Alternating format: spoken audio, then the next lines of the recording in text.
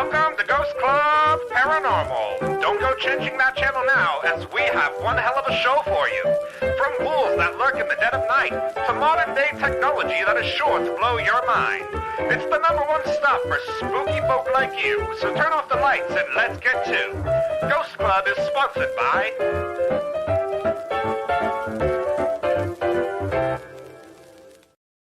Hello, everybody. Yeah. Sorry, we had a lot of technical difficulties to start off there. I don't know what's happening. Is anybody else feeling this way today? Yeah.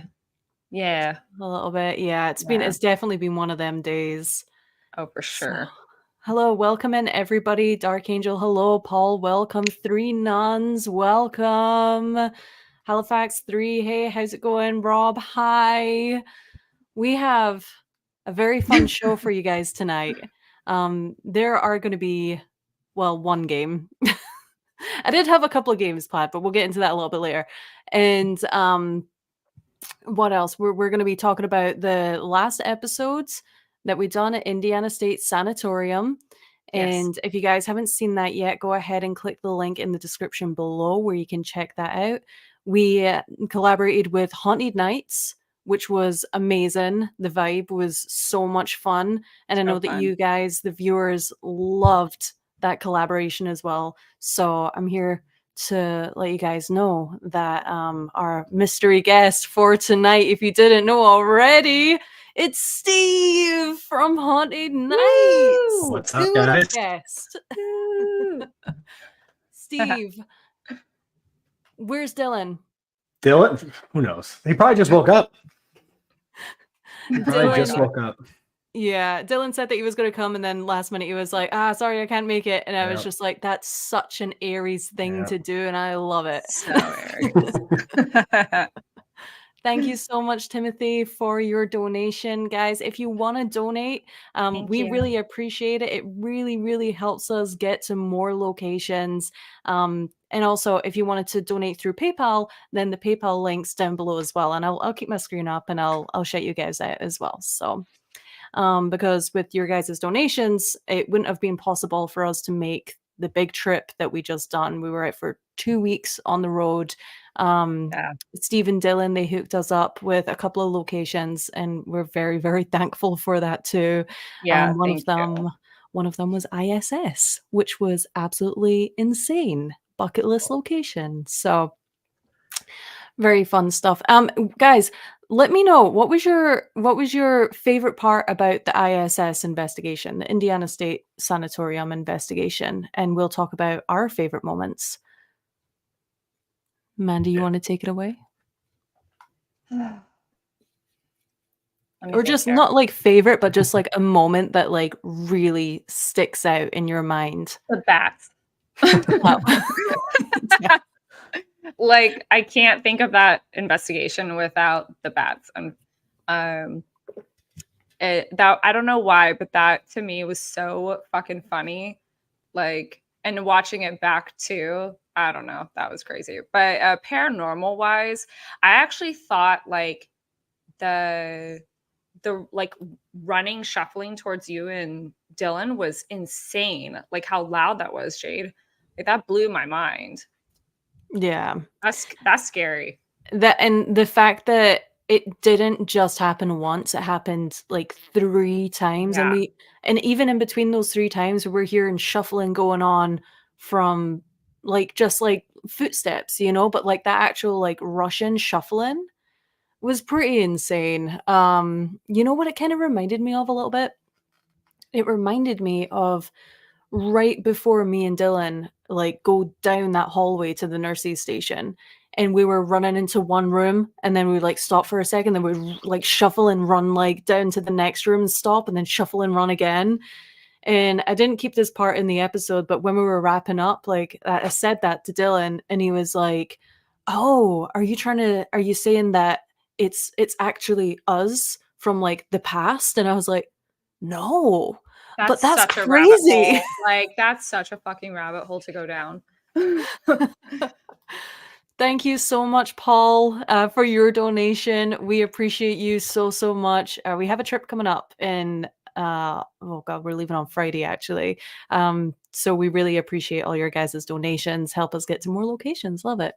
And Steve, what was your most memorable moment from Indiana State Sanatorium? I think when Mandy and I split up and we went up to the 5-story and we were interacting with, it seems like the Whaler, possibly the lady that's known as the Whaler up there. We're trying to figure out if that was her, and just the intelligence of what was going on. It was like it was doing laps from the hallway into the room. Mhm.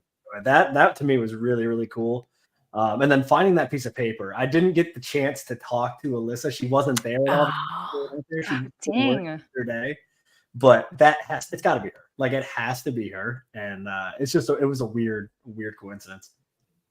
Yeah, that so I think we talked about this in the last live stream, but that's one of my favorite moments from investigating, like period.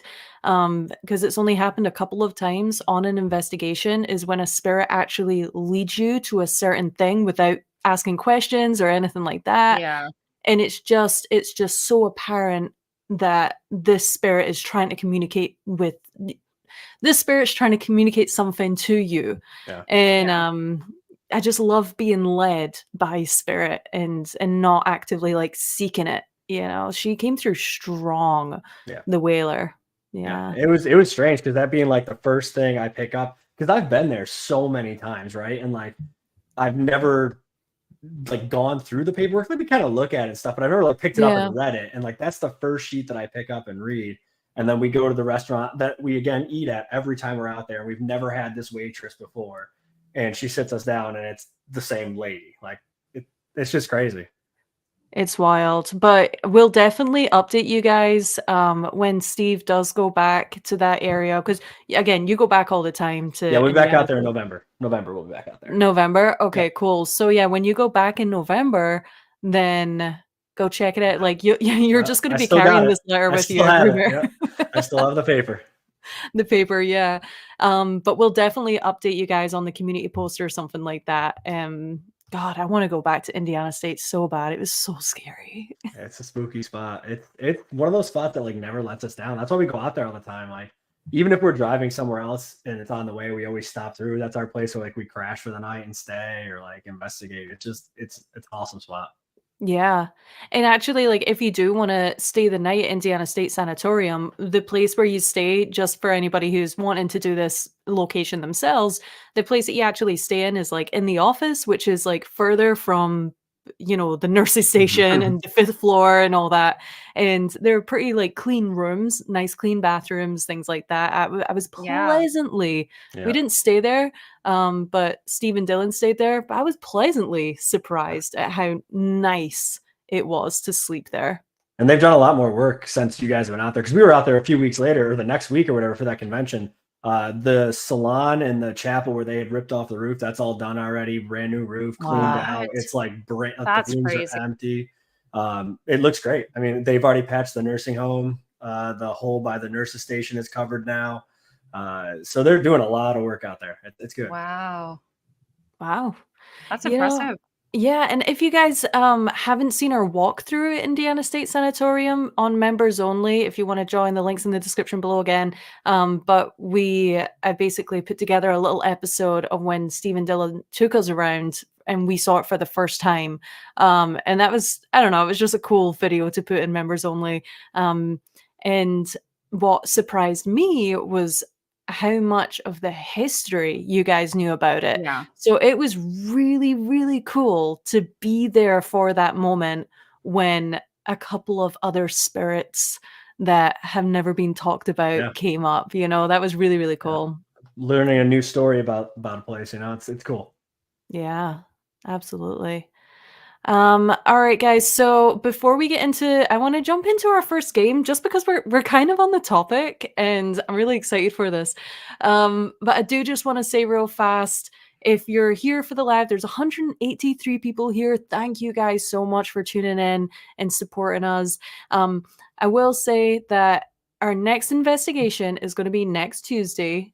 And if you don't know the schedule, because we're totally back on schedule again, guys. So next Tuesday is an investigation. The Tuesday after that's a live stream. The Tuesday after that's an investigation. The Tuesday after that's a live stream. So it's just every Tuesday on Ghost Club's channel, we have something going on. So And then another thing that I want to add in the beginning of this live stream, because it's very, very important, we have a Discord now.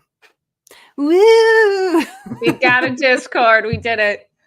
We do. So if you want in on the action more than just Tuesdays, then definitely head over to Discord. It's free. If you've never been on Discord before, it takes a couple days to get used to it, but it's so much fun. It's basically the entire community, the Ghost Club community gets together and we just chat, we hang out, we send pictures, we send videos. We really, really get to know each other, and I'm addicted and I've spent way too much time on Discord the past week. It's insane. I spent like 5 hours on there today. So also, the Uno games are intense. So if you want to join the Uno tournament over on Discord, then you're going to want to hop on in. Yeah, I've still not actually made an Uno game Dude, they're yet. fucking ruthless. Like, they are ruthless. And the Uno gang is in here, so I can say that. But they take that shit real seriously, okay? It's crazy. Also, thank you, Janine, for the donation for Road Snacks and Dr. Pepper's. Oh, yeah. I have my Dr. Pepper here. It's not diet Dr. Pepper. Oh. Because I'm getting crazy tonight. Wow. That caffeine's going to hit different and give it like 30 minutes. But yeah, guys, join the Discord. I didn't put the link in the description because why would I, right? Why would I? Why would I promote our Discord? Why would you do that? Put the link in the description? I don't know. I just want to make everyone else's lives harder and try and find it themselves. I did post it in community though, so go check it out. The link is in a community post somewhere. Whew. All right.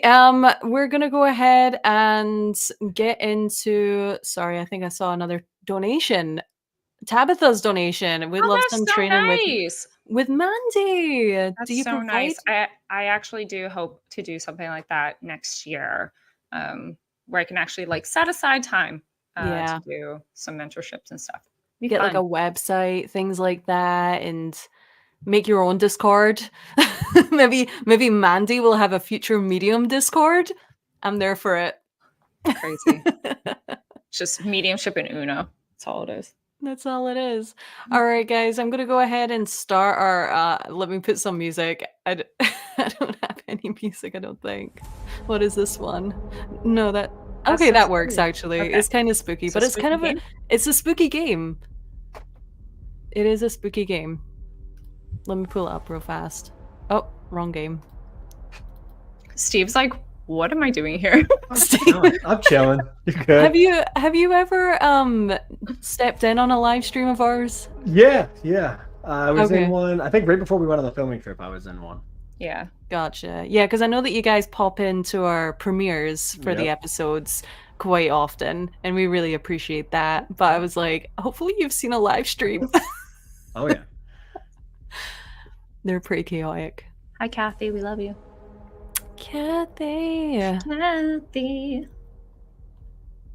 All right, I'm getting it set up right now. Okay, so basically, guys, this game is Bat or Something Else. That's what it's called. And you guys can also join along in the chat. Let us know. I'm going to show you guys a picture. You're going to tell me if it's a bat or if it's something else. Oh. Okay. Hard. I'm going to tally these as well, because I obviously know if it's a bat or something else, but I want to see who wins out of you two. Oh, well. Well, it's between us. Oh boy. He's definitely seen more bats than I have, so. Yeah. That's true. That night was bad. That was one of the worst nights for bats there that we've ever had. That was actually insane. That was my first experience with bats ever. Yeah. So that was very scary and very wild. I like how we were off in our building already doing a session by 20 minutes, and we get the walking. Hey, did you guys get past the bats yet? We're like, yeah. We're like, yeah. We literally couldn't get past the bats, and I'm so glad that I put my hair in pigtails that day, because somebody in the chat the live stream, the last one that we done, said, I think it was in the chat anyway, but they said that they're so scared of bats because when they were younger, they got it caught in their hair. Yep. And I was like, oh, I didn't even think about that. Yep. Mandy, could you were like so cute. And like, I always see the cute pictures of them and I see them at the zoo. And then I didn't like realize how ruthless they can be. Sorry, the music stopped when you were telling that story. I didn't do that. I had to put it on loop. All right, I'm gonna get right into it. So the game is called Bat or something else, and that's all. Okay, so Let's see it. Okay, I'm ready. Well, you guys gotta let me, because remember, I don't know how to work technology. I believe in you. Today's a bit of a struggle, and that's okay. All right. It was a very Monday-y Tuesday. It was a Monday Tuesday. That is very, very true.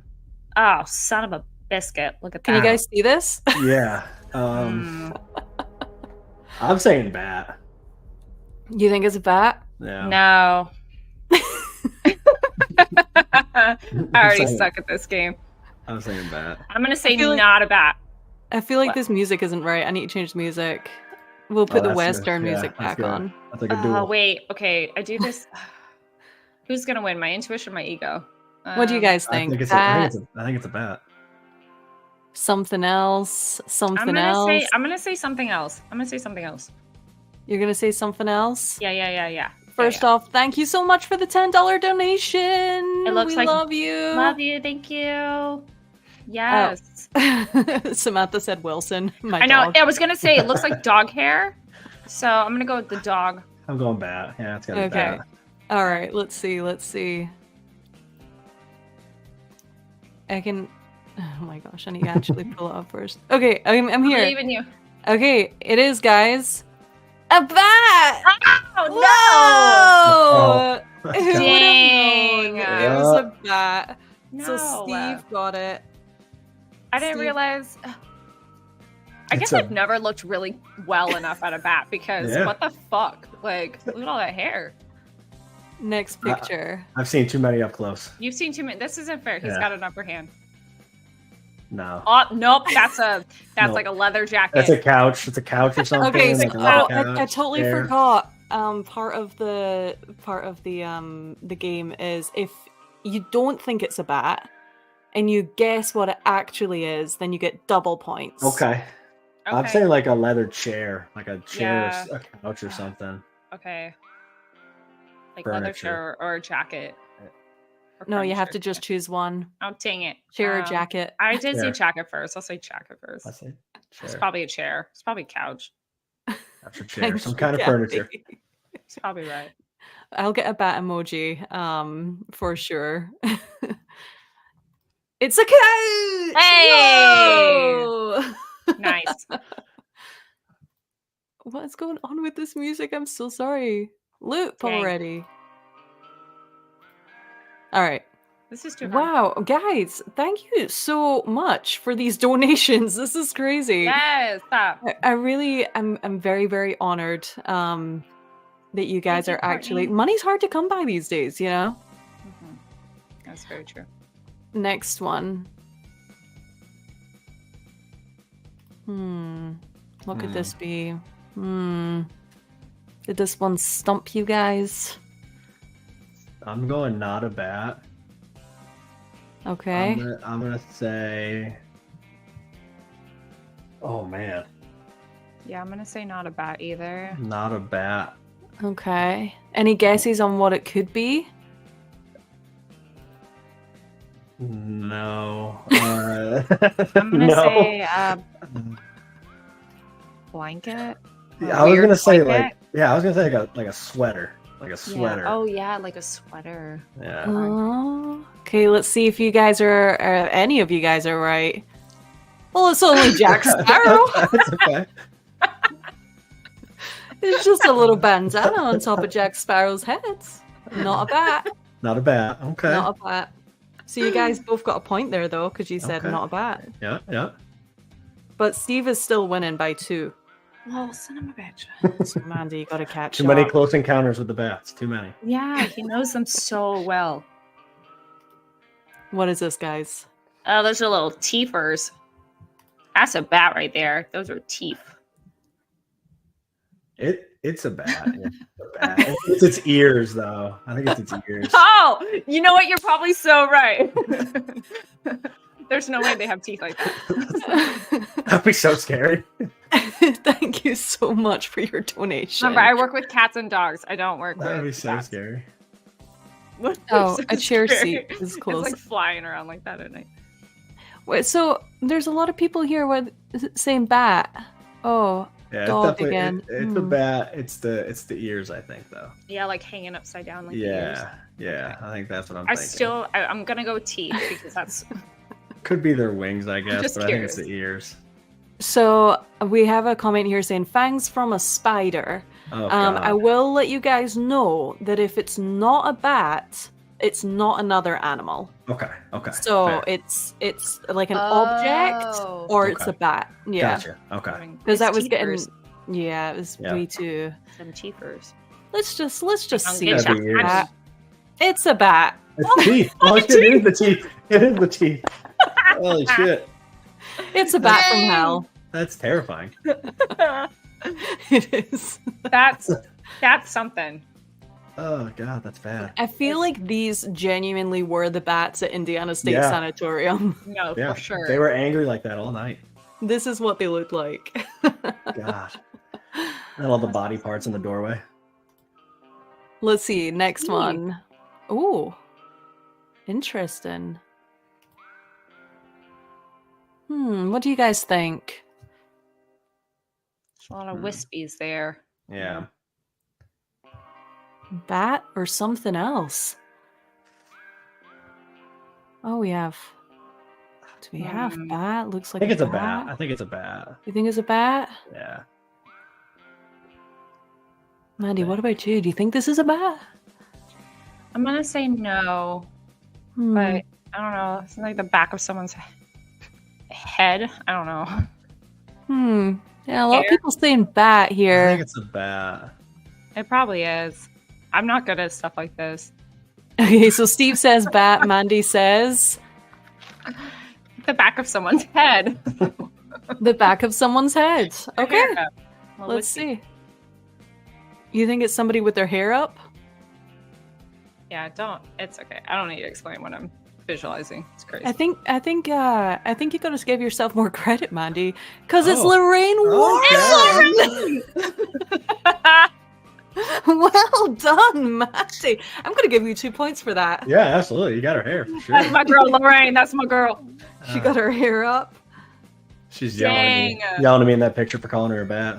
Guys, it's literally head to head right now between you both. Okay. How many we got? How many more we got? Is pressure on? I don't know. I can't remember. Okay. All right. I think there's like 3 more. I think Okay, there's like 3 alright. more. Yeah. All right. I called her an old bat. No. Oh. Never. I didn't think about that before I made it. Okay, next one. What is this? What could this be? Is it a bat? Is it a bat or something else? I don't think it's a bat. I don't know though. We got bat. I don't think it's a bat. Pot roast. My first thought was some kind of food. I don't think it's a bat, but I don't know what it is.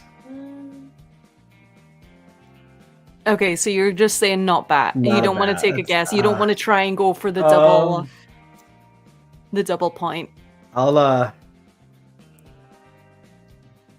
Everybody's saying chocolate. I'm gonna say chocolate. I'm gonna Okay. say chocolate. You know, All honestly, right. I thought potato at first too, but I'm gonna go chocolate. Actually, I mean potatoes. Chocolate. We're going chocolate. Okay. So Steve is locking in at not a bat, but chocolate. What about you, Mandy? This is so random, and I know it's not right, but like, just gonna give it a shot. It looks like a really, really zoomed in picture of a bat's eye. So I'm gonna go with that. Okay, so Mandy's going Or with that. or like stew. I saw someone put stew or roast. So Yeah, it's one pot of the roast. Yeah.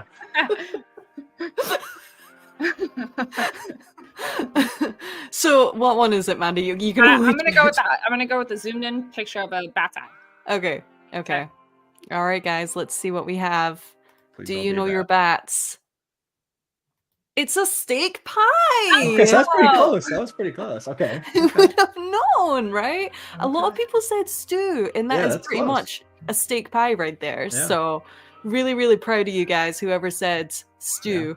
That was good. So So Steve just wasn't one. chocolate, but you do get a point. Just one. Damn it.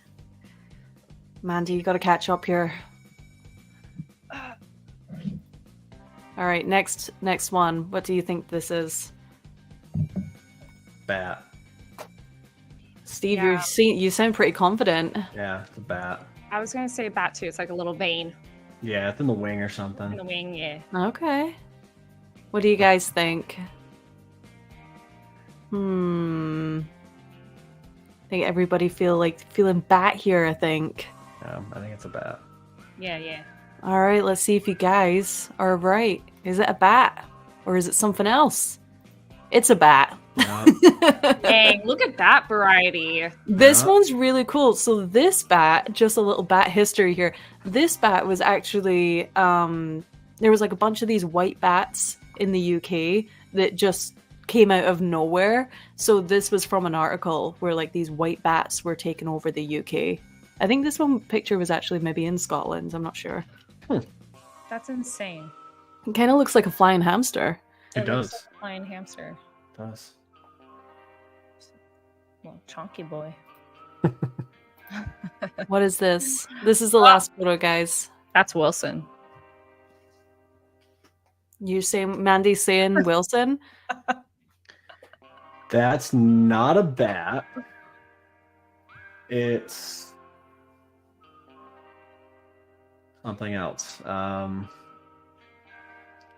We got not a bat. Yeah, see, I don't think it's a bat. Potato again? I mean, It's not a bat. it's like something wispy, right? Like fur coat. I could see that. My first thought was like a broom, but it looks too big because like it looks like there's more of it in the background. So This one is a difficult one, not gonna lie. and then I thought like pine needles, but then it looks white. So that scares me a little bit. I'm going not a bat. Mane of a horse. See, but like you said no animals, right? Does a mane of a horse count as an animal? That's right. You said no animals. No animals, nope. Damn it. Stack Bacon's nose hairs. That's crazy. Let's start all over. That's crazy. Yeah, I'm doing not a bat, and it's gonna be like a tree. I'm saying some kind of tree. I'm going with Okay. a tree. Yeah. All right, okay. Steve's locking in it. Not a Tree. bat. It's a tree. It's a tree of some kind. Yeah. Damn it. I was really locked in on Wilson, and then I remembered. Well, I helped you out then. Yeah. No, because now I got to like come up. Now I got to really like. Damn it. Okay, so not a bat. Okay. And I'm gonna say.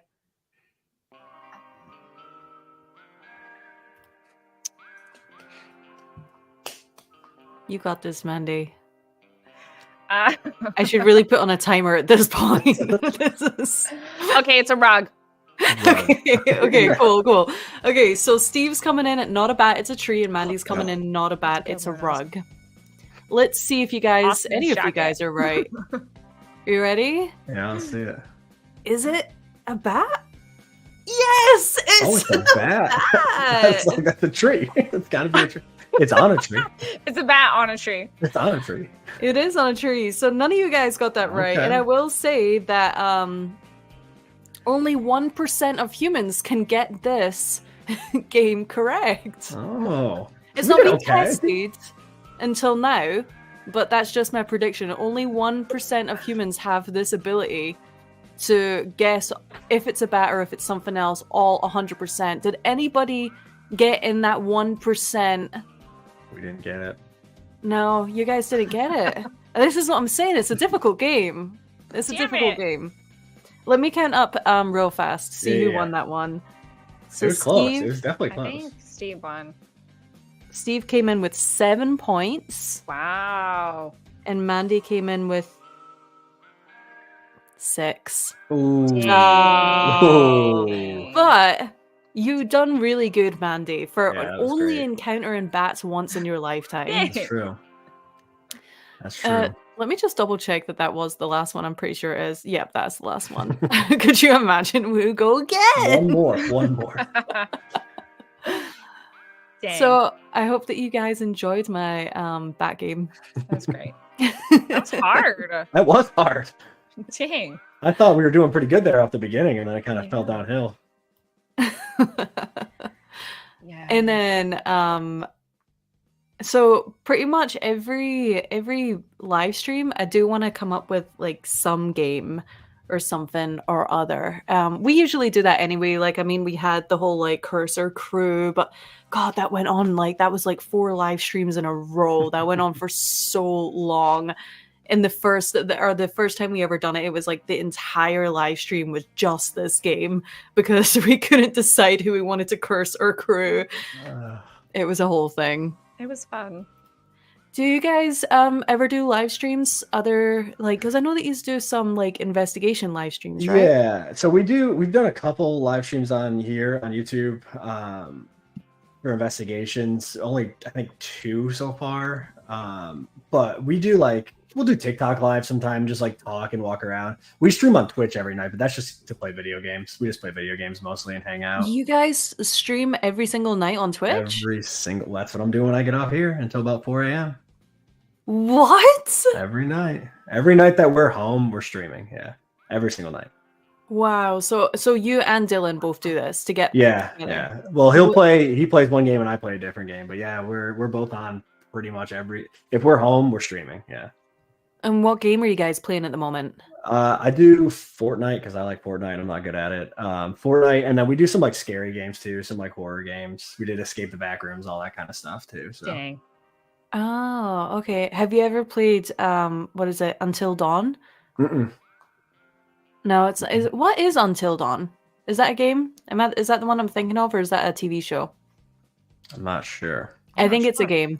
I don't know if anybody's played it. If you can like correct me on that. It's been a couple of years since I played it, but it's kind of like it's a horror game, but it's a multi-choice game. Okay. So every decision you make, it's kind of like an old choose your school adventure. Horror. Yeah. Yeah, it's like an old school horror movie where it's like you and a bunch of your friends like staying at a cabin, and then like your choices pretty much depends on if they survive or not, or how they go. It's crazy.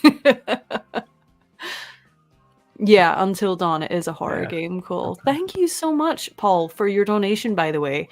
Thank you, Paul. Oh, I totally forgot. We'll do this after Steve. You can literally leave whenever. I'm good for a while. I'm good. Okay. Yeah. Cool. I'm just like, because if you need to get streaming, buddy, then yeah. But yeah, you can hang out for as long as you want. We usually go for a couple hours. Yeah. So, but I do want to say another announcement, and I forgot to mention this, but we now have our own private postal box. It's not a PO box because it's through UPS, but it's like our own private mailbox that you guys can send us whatever you want, really. And then another thing we're going to be doing is opening whatever we receive on these live streams. So I got my first letter in the mail, and I picked it up. I will open it because I feel like there's something in there. I don't know what it is. Kind of feels like a Pokemon card. But why would somebody send us a Pokemon card? I don't know. Listen, you gotta watch. We do a lot of those because we have a PO box too. So like when we get stuff, we open it, and it started out really fun. People sent us great stuff, and then people started sending us things to eat on live, like spicy candy and like bugs. Oh, it was bad. Don't give people that idea. Oh my god! Like people sent us we had to eat the hot, like that Pocky 1-chip challenge thing, and then Dylan had to eat like the gummy bear thing, like the hottest chips in the world. It was so bad. We had to eat like ants one time. It's bad. Oh, It's not great. It's not great. But then there's Oh, like no. candy. Other times there's like good candy. So it yeah, balances if you out. guys want to send us candy, we're all about that. Yeah. But not like scorpions and stuff. You see, like the depending on where you're from in Scotland, like we don't have things like that. But over here at like 7-Eleven, like just a regular like convenience store, they have like the little scorpions and Yeah. lollipops and things Yeah. like that. I'm like, why? That's crazy. Yeah, I do have that letter though. I forgot it. It's in the kitchen, so I'm gonna go grab that and because I'm curious. I want to see what's inside. Pokemon card. That'd be cool. No, that was my guess. I That'd could be a big win. completely That'd be off. great. That'd be Charmander great. or Charizard, okay? I got a Charizard sitting on my desk right here. Stop it. Dang. What's It's a everyone's favorite holographic. Pokemon? Yeah, it is actually. Is it? Oh, What's everyone's favorite Pokemon? ooh, that's a good one. Oh, and it's even in one of them special Yeah. cases. Oh yeah. I love So it. am I right in saying that you're a massive nerd, Steve? Yeah. 100%. Okay. For sure. Yeah. Okay. Good. That's cool. But that's how we get along so well then. Absolutely. Yeah. So we got Squirtle, we got Jigglypuff here. Eevee. Okay. Yeah. My favorite was Jinx. That's a good one. Yeah. She's just, you know, she's just doing her own thing. I like Charmander. I also like Shiny Bulbasaur just because of his name. Bulbasaur. So fun. I'm gonna go ahead and grab that. You guys can discuss Pokemon Charmander all day. Pokemon. Pokemon or cards. paranormal, you know, whatever. I mean, we talk about Pokemon cards. That shit's crazy. Like Yeah. it died out for a while, and then it just came back with a Yup. vengeance. COVID was huge for it. My God. COVID was massive. And I'm so Massive. mad because like my brother and I used to be like massive Pokemon card collectors, and we had binders and binders and binders. And Yep. I don't know why we just parents sold them at a fucking Yep. yard sale for like $1 a binder. All the holographics, just like Yep. all these like cards that we just spent so much money on. It'll be worth a lot of gone. money now. Yeah. Oh yeah, Yeah. biggest regret for sure. Yeah, like that one, because I still have all of mine from when I was younger. And so during the big craze again during COVID, I got a bunch of them graded. So that's just one of the ones I've had Oh, that good since I for was you. like 10. And that's expensive Yeah. to like, get stuff graded because I know Yeah. I do like I get my money graded and you know stuff Yep. like that. Yep. Like that's It does. Yeah. but it's worth it. It is. You know, now it's just there. I literally had that for like 20 years. So Yeah, you're gonna have it for yeah, basically keep ever. it. Keep You're it. gonna be buried next to your Yeah, with me and Charizard. binders. Yeah. Yeah. Yeah. What I miss? I'm just talking about Pokemon cards. Oh, so you did stick to Pokemon. Yeah. I love it. All right, guys. Again, I didn't put in the description what our PO box is, even though it's not PO box, it's personal mailbox. And you make that clear because you're not on the address. But it is in Discord. You can go to announcements on Discord. Hold on, wait. You sound so far away. What happened? Hello? Okay, that's better. Can you hear sound me? like you were okay? like. Oh no! Imagine So if you could doing that. repeat that whole thing that you just said. I was just saying that I didn't put the address in the description below of the personal mailbox, but I'll do it after the stream, and I'll also put the Discord link in. But I do Dang. want to say that if you do go over to Discord, which who knows how to get there because I didn't put a link in there either, the PO box is also in the announcements. I'm gonna go ahead and open this up. Someone wanna said put I in should disown my parents For selling the cards. Yeah. for all that. So then they were like, "Oh, we have." My uncle collected. He was a big Hot Wheel collector, and he saved all of it for us before he died. And so they were like, "Do you want to keep this or get rid of it?" And I was like, "Don't fucking touch it. Don't touch it, please." Yep. Keep it. Okay, we got the letter opening. Go. Yep. Let's see I'm what it telling you. is. It always And it also- starts out so sweet, and then people start sending you bugs to eat. No, never. It's gonna be us. We're sending you bugs. Yeah. It's just all from you guys. Yeah. This is from Kyle Christensen. So, okay, so I think it's pretty late where they are right now, but Kyle, if you're here in the chat, please make your presence known. Oh, look, you know what? It's Ghost Allies. Oh, cool. Ghost Allies. Oh, we love Ghost Allies. Sent us stickers too, so we love each it. get a sticker and like a little mini one as well. Oh, cute. These will be cute on a water bottle or something. That's fun. Oh, Ghost Allies is in the chat, of course. Yes. We gotta click that right there. So Ghost Allies Paranormal. Me, I can't believe I was the only one that sent anything. To be fair though, like we really haven't like announced it properly or anything like that. And then there's also like kind of give it a little bit of time, because I used to have a PO box and there was so many letters that got sent to me like years ago. So I'm just like, that's when the channel was like teeny tiny. So I think that it's going to be really fun now. We're actually doing these out loud on the live streams and stuff. Yeah. More people will send things. I believe in them. Aww. Okay, sorry, I was just reading your note. Oh, Kyle, you are so kind. Thank you so much. You literally made my day when I went to that post office and opened the little mailbox and there's just one letter. I'm like, oh, it was the best feeling. What did it say? Oh, okay. If you guys want me to read it out loud, I don't know. It's like personal, I guess. From your friend Kyle, aka Shadow Corpse. It's so personal.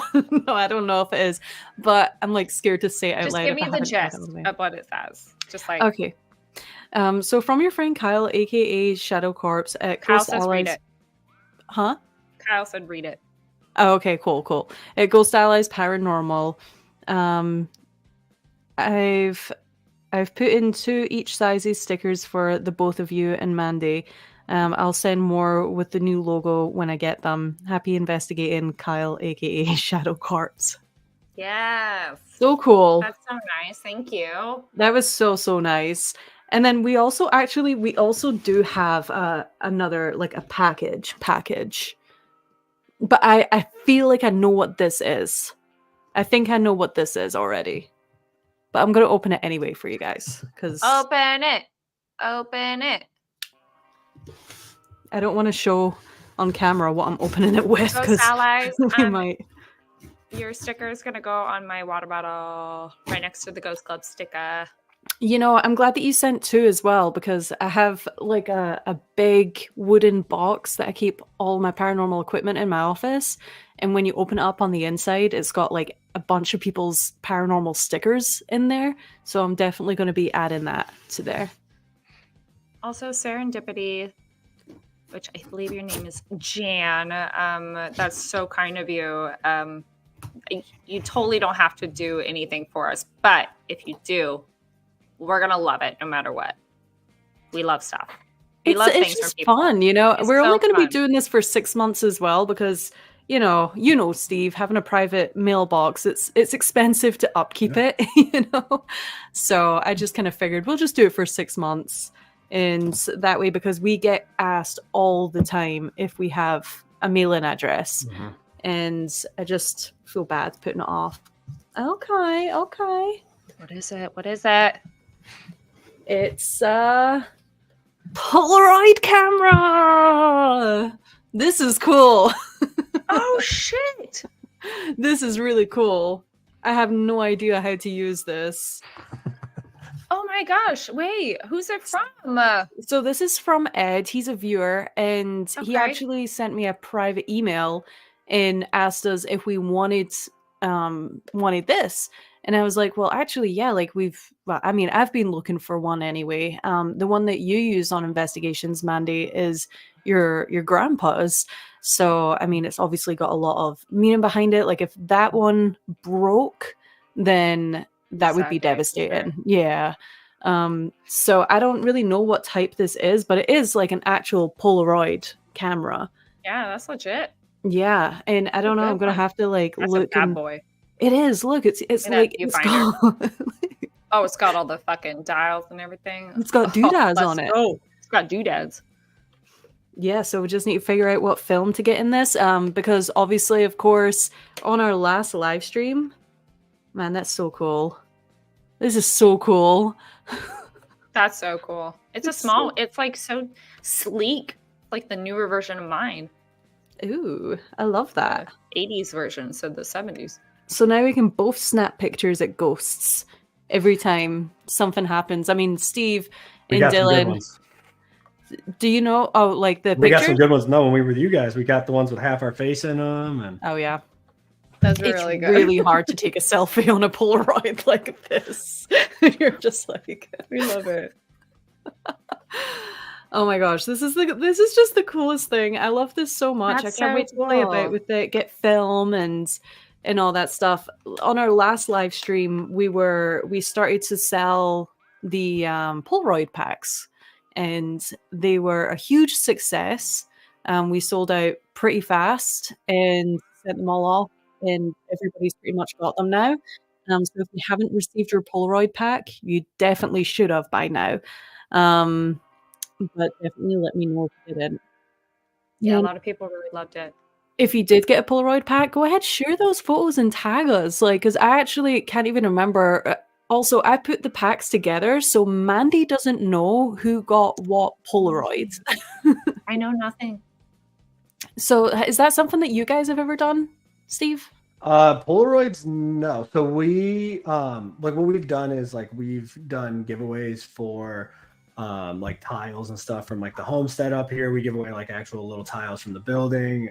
We print pictures from our phones basically and sell them instead of a Polaroid. But Gotcha. yeah, That makes sense as well, though. Have you ever thought about like doing posters or anything like that? yeah, we've done like bigger prints when we did our first like series. We did like an alone poster thing for like when we did the series on YouTube for a while. It's fun. I like it. I think the pictures are great though. The Polaroids are super cool because like you said, they're one of a kind. You know, it's a one of a kind Yeah. picture, which is neat.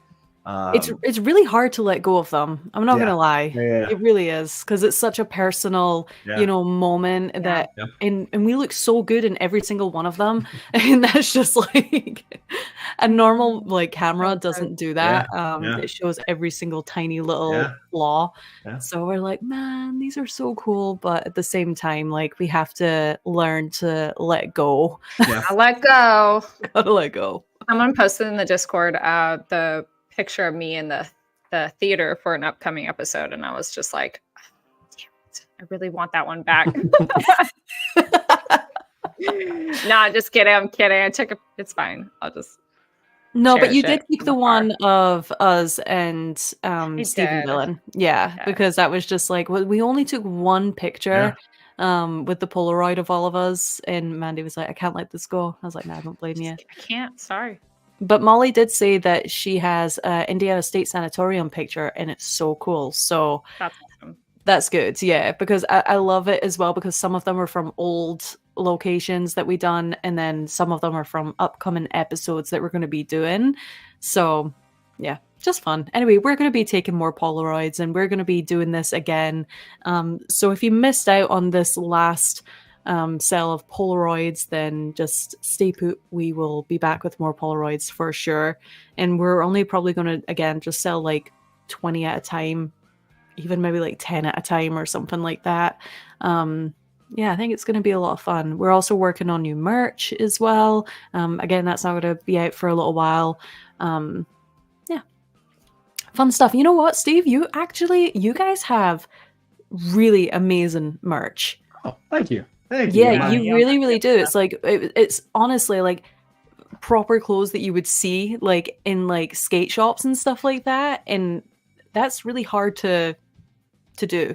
And my wife actually does it all. So my wife designs and makes Oh. everything. Yeah. Oh, super cool. She cranks it all out at the house here.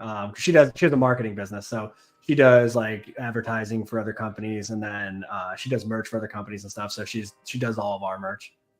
That's Wow. amazing. That is so handy, honestly. Like, Dang. so helpful. It is So huge. helpful. Huge, because it's cool too. Because like if Dylan and I need something, like if one of our shirts gets ripped or if like something gets stained or we need a new shirt or new hoodie, we just we grab a blank one and make it, and then we can add the new shirt. So what you guys That's basically beautiful. do is you buy the like clothing bulk, and then she just prints it on. Is it printed or is it embroidered? So we've done embroidery. She has an embroidery machine, but most of it is screen print transfers. Yeah. Yeah, very cool. Yeah, my brother and his partner, they have a t-shirt company. Oh, yeah, awesome. Yeah, they do they had right before COVID, they had their own store. It was like a memorabilia store. So it sells I mean, since you're into this kind of stuff, but it was just like all like horror stuff, like Buffy, Chucky, like all this kind of stuff. And it was a really, really cool store. And then it was like 2 stories, so they would do like t-shirts, like print t-shirts upstairs, and then if somebody came in, they would like run downstairs to like help them out. And then now they just do their t-shirt company, but they're in the UK, so it's kind of like if they were over here in the US, I would be using them as well because they're so knowledgeable on the different types of fabrics, the different types of inks, like so much goes into it. And so that's cool that you have that, definitely. Very helpful, yeah, for sure. Yeah. I'll put this box away. Hashtag built different. That's Dylan's mom. Oh, is it? Oh, Oh my God. We love you. you know what, Tara? Fans. She commented on the Indiana State Sanatorium episode, and I screenshot it and sent it to Mandy, and I was like, this is like we're done. Like, this is amazing. Like, I love her so much already. Feels like part of the family. I love her. We did get a question earlier asking if we found Mandy a suitor yet. Nope, just scooting on with my scooter. It's fine. It's fine. I'm too busy. Yeah. Unfortunately, Mandy hasn't found her suitor yet. She's just roaming about on her scooter. And that's okay. That's all right. Roaming about on my scooter. It's okay. I did say we need to go to Wyoming. And I'm pretty sure you're going to find the love of your life in Wyoming. Dang. Yeah. Let's go. We went to Wyoming. It's a great spot. Cool. It location. is. He's like, I know what's up. It's great. It's so usually like when I went to Texas, I thought that when I went to Texas, there's going to be like all these cowboys walking about in that. And maybe I was just in the wrong part of Texas because there wasn't.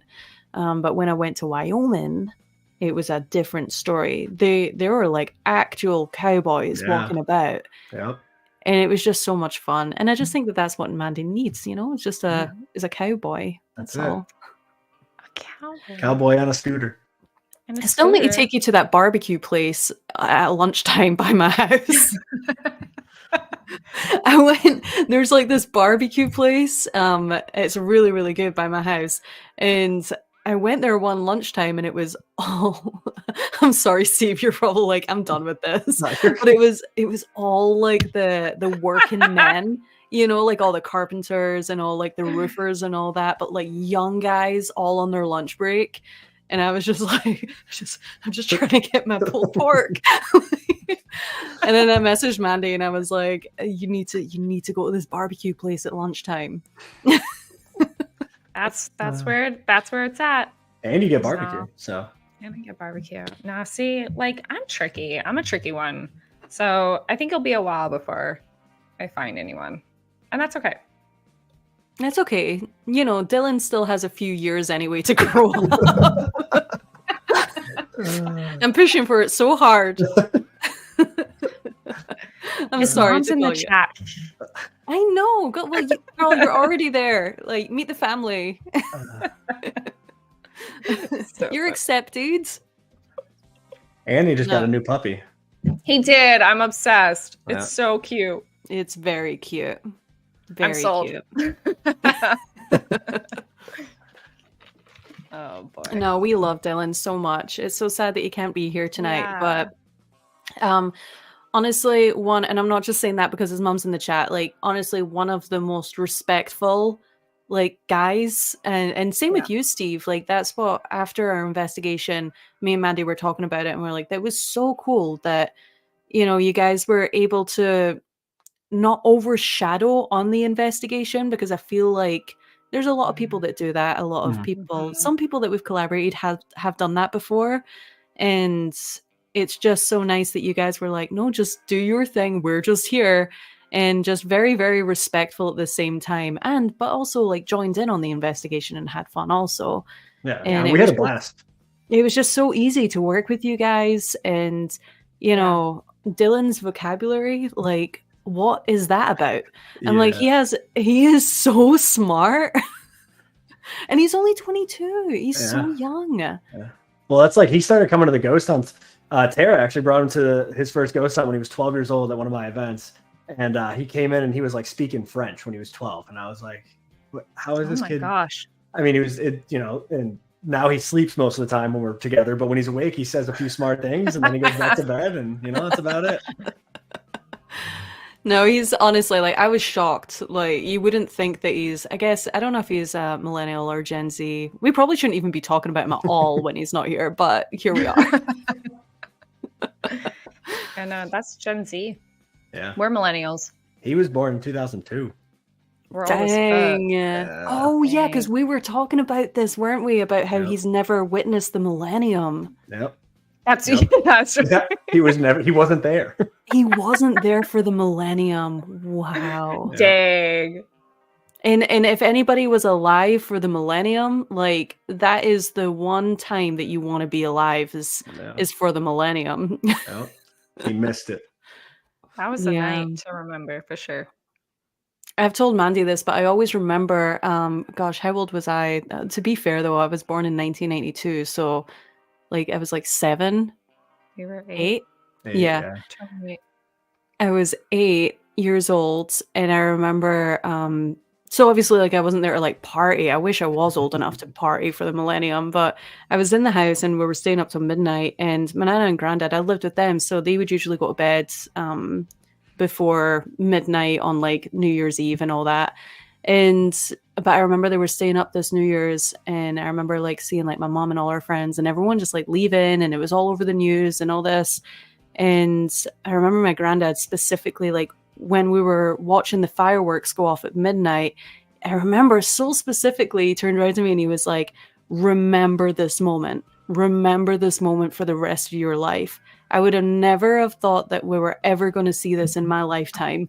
And here we are. This is amazing. And I was like, I will remember this moment for the rest. And I did. It was so good. Dang. Oh my God. Have you ever had that happen when somebody's like, remember this forever, and you just never forget it because they told you that you have to remember it? No, but if I did, I can't remember it. Yeah, I was like, if I did, I can't remember it. True. Dang. No way, Jade's 42. I'm not 42. I wish I was 42, because then I would have been able to party for the millennium. Yeah.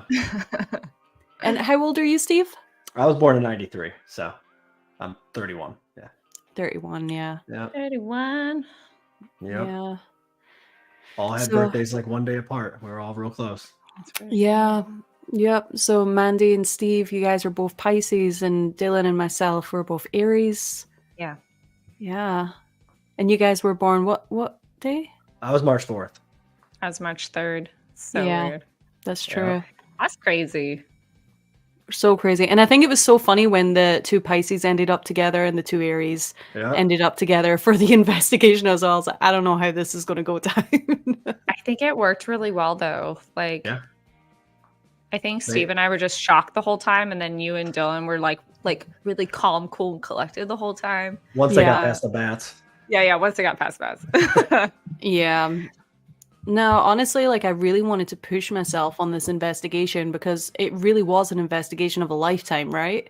So I was just trying everything that I could, like, even in those really, really scary moments, like when we were getting rushed at, I really just wanted to like hold our ground and try and, you know, investigate it a little bit further instead of just like leaving because it's too scary, or, you know, the what ifs, like what if this is something really, really dark? We should probably step away from this.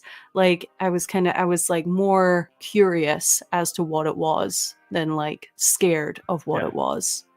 It was unbelievable. It was a moment that I'll never forget, and you guys should never forget that moment ever.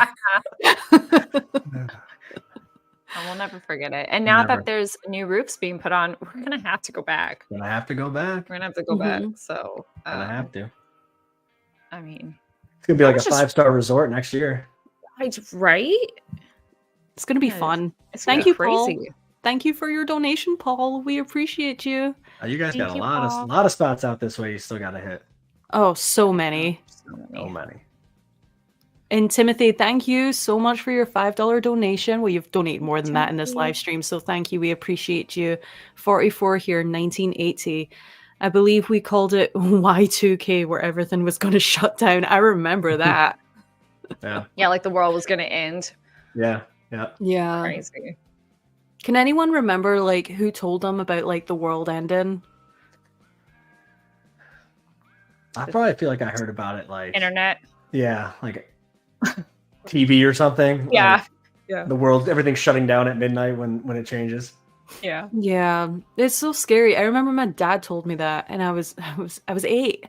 And I would dream about it like every single night. Oh, it was horrible. Like these like big meteorites like falling from the sky, and so scary. I can still remember some of them dreams that I had about the world ending. Brandon, thank you for the donation. That's amazing. He said, I was born July 25th, 1985, and during Y2K on New Year's Eve, I snuck down to the basement and flipped the main breaker exactly as the countdown reached 0, and That's everyone crazy. Upstairs freaked out thinking the world was ending. Dang. That's fucking awesome.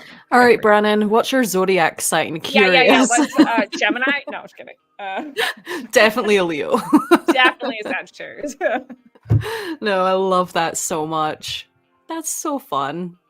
Just to hear the screams of your family upstairs. Bringing in the new year with your family. he's a Leo. Screaming. Yes! I knew it. Dang. Big fire energy. Oh my God, Leos are so chaotic, man. Crazy. Nothing's wrong with Gemini, Michelle. Nothing. I think the next time you guys go back there, one of you, we do have to zip tie one of you to a chair in the nursing home. Oh. I think it's got to happen next time. I think it's got to happen. I just have something to do that day. I'm sure I do. It's so much darker there now too, because they fixed the hole. Fucking terrifying. They fixed the hole in the roof. Now it's pitch black. No, like that running that was happening, and that no. I genuinely don't know if I could do it. I really, really don't. I don't know how you guys zip tied yourselves down there. I knew maybe there wasn't running coming towards you guys like in that moment, but the fact that we know that it is possible and it can happen. That's so. I was talking about this the other day. Is like we done a few solos on our trip that we done, and which I'm all right with. And then same with even staying like down in the nurses station where the running was happening and not leaving. I prefer to do solos, and I'm a little bit braver at locations that I've never investigated before because I don't really know what goes on. So I'm just like, all right, like I got this. And then if it goes south, then we're going to find out real soon, you know? Yeah. But now I've had that experience in the nursing station. I genuinely don't think I could go and sit there zip tied to a chair. Yeah, I couldn't even go there by myself. The first time we filmed there, we got my shirt getting pulled on camera right there by the nurses station. And then Dylan had to get zip tied that night. And then when we went back last year, I had to get zip tied right there. So it's crazy. Like that place, it's creepy. Like that place is spooky. It's definitely a spooky spot. Yeah, I watched that episode, by the way, where your shirt gets pulled and it straight up gets pulled. You can see It's me turn around. great. I think it's Dylan. Like I turned Yeah. around to look for Dylan. He's 20 feet down He's the all hall. he's all the Yeah. way behind you. So, but he's close enough Yeah. that the camera can see fully like Yep. your body and then No, like you the guys, shirt getting stop. pulled back. Oh, one in the Stop chat is that for getting zip tied? Is that what we're doing? What's They're doing a what's poll in the happening? That wasn't chat in on the who chat? should be zip tied. Oh no. Oh, one or two. Yeah. I think Who's that's one good. and- no, Who's one and who's two? no, I'm one. Yeah, one. Wait, One hang all on. the way. No, I'm so scared. Everybody wants to see Mandy do solos because Because I'm fucking scared. you get so scared because you sense more like you're working on a higher vibration, right? So Terrifying. I helped you out. Mandy. I threw a two Oh, in the chat. thank you. Yeah. Thank you. One, Gotcha. two. Oh God. Look at all this. I'm so scared. No, I actually would probably cry, honestly. I would I'd love scream and then cry. to do something where it's like, so you're not zip tied to a chair, right? But you're wearing rollerblades just for Oh. fun. I feel like that would make it Scoot harder to get away. around. Yeah. Yo, if you give me a scooter, I'll go through there by myself. No, you would just throw the scooter though. It has to be something like attached to you. Yeah. No, I can't even imagine because and I was so excited, and I told Jade this when we heard what sounded like somebody running down the stairs.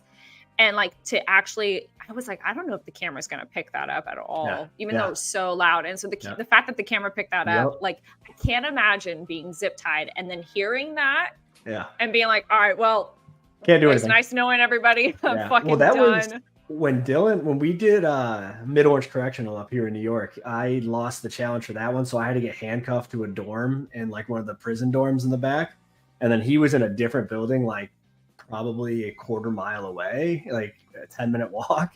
And so he was supposed to leave me in there for an hour, but because of how long it took him to get over there, I was in there for like an hour. I literally couldn't go in. I was handcuffed to a door. Like I couldn't do anything. I just had to stand there and wait for an hour and a half for him to come back. Oh, guys didn't have walkies? No. Oh my God. I'm so scared. No. Okay, here's a funny thing that I do need to address. So when we met up for that investigation, I was like, oh, do you want to, Steve, if you want to just bring your flashlight? Because you were like, do I need to bring anything? And I went, no, just bring a flashlight. And you're like, a flashlight? And I was like, yeah, like bring, like, because we only have 2 flashlights. And you're like, oh, we never investigate with flashlights. I'm like, what?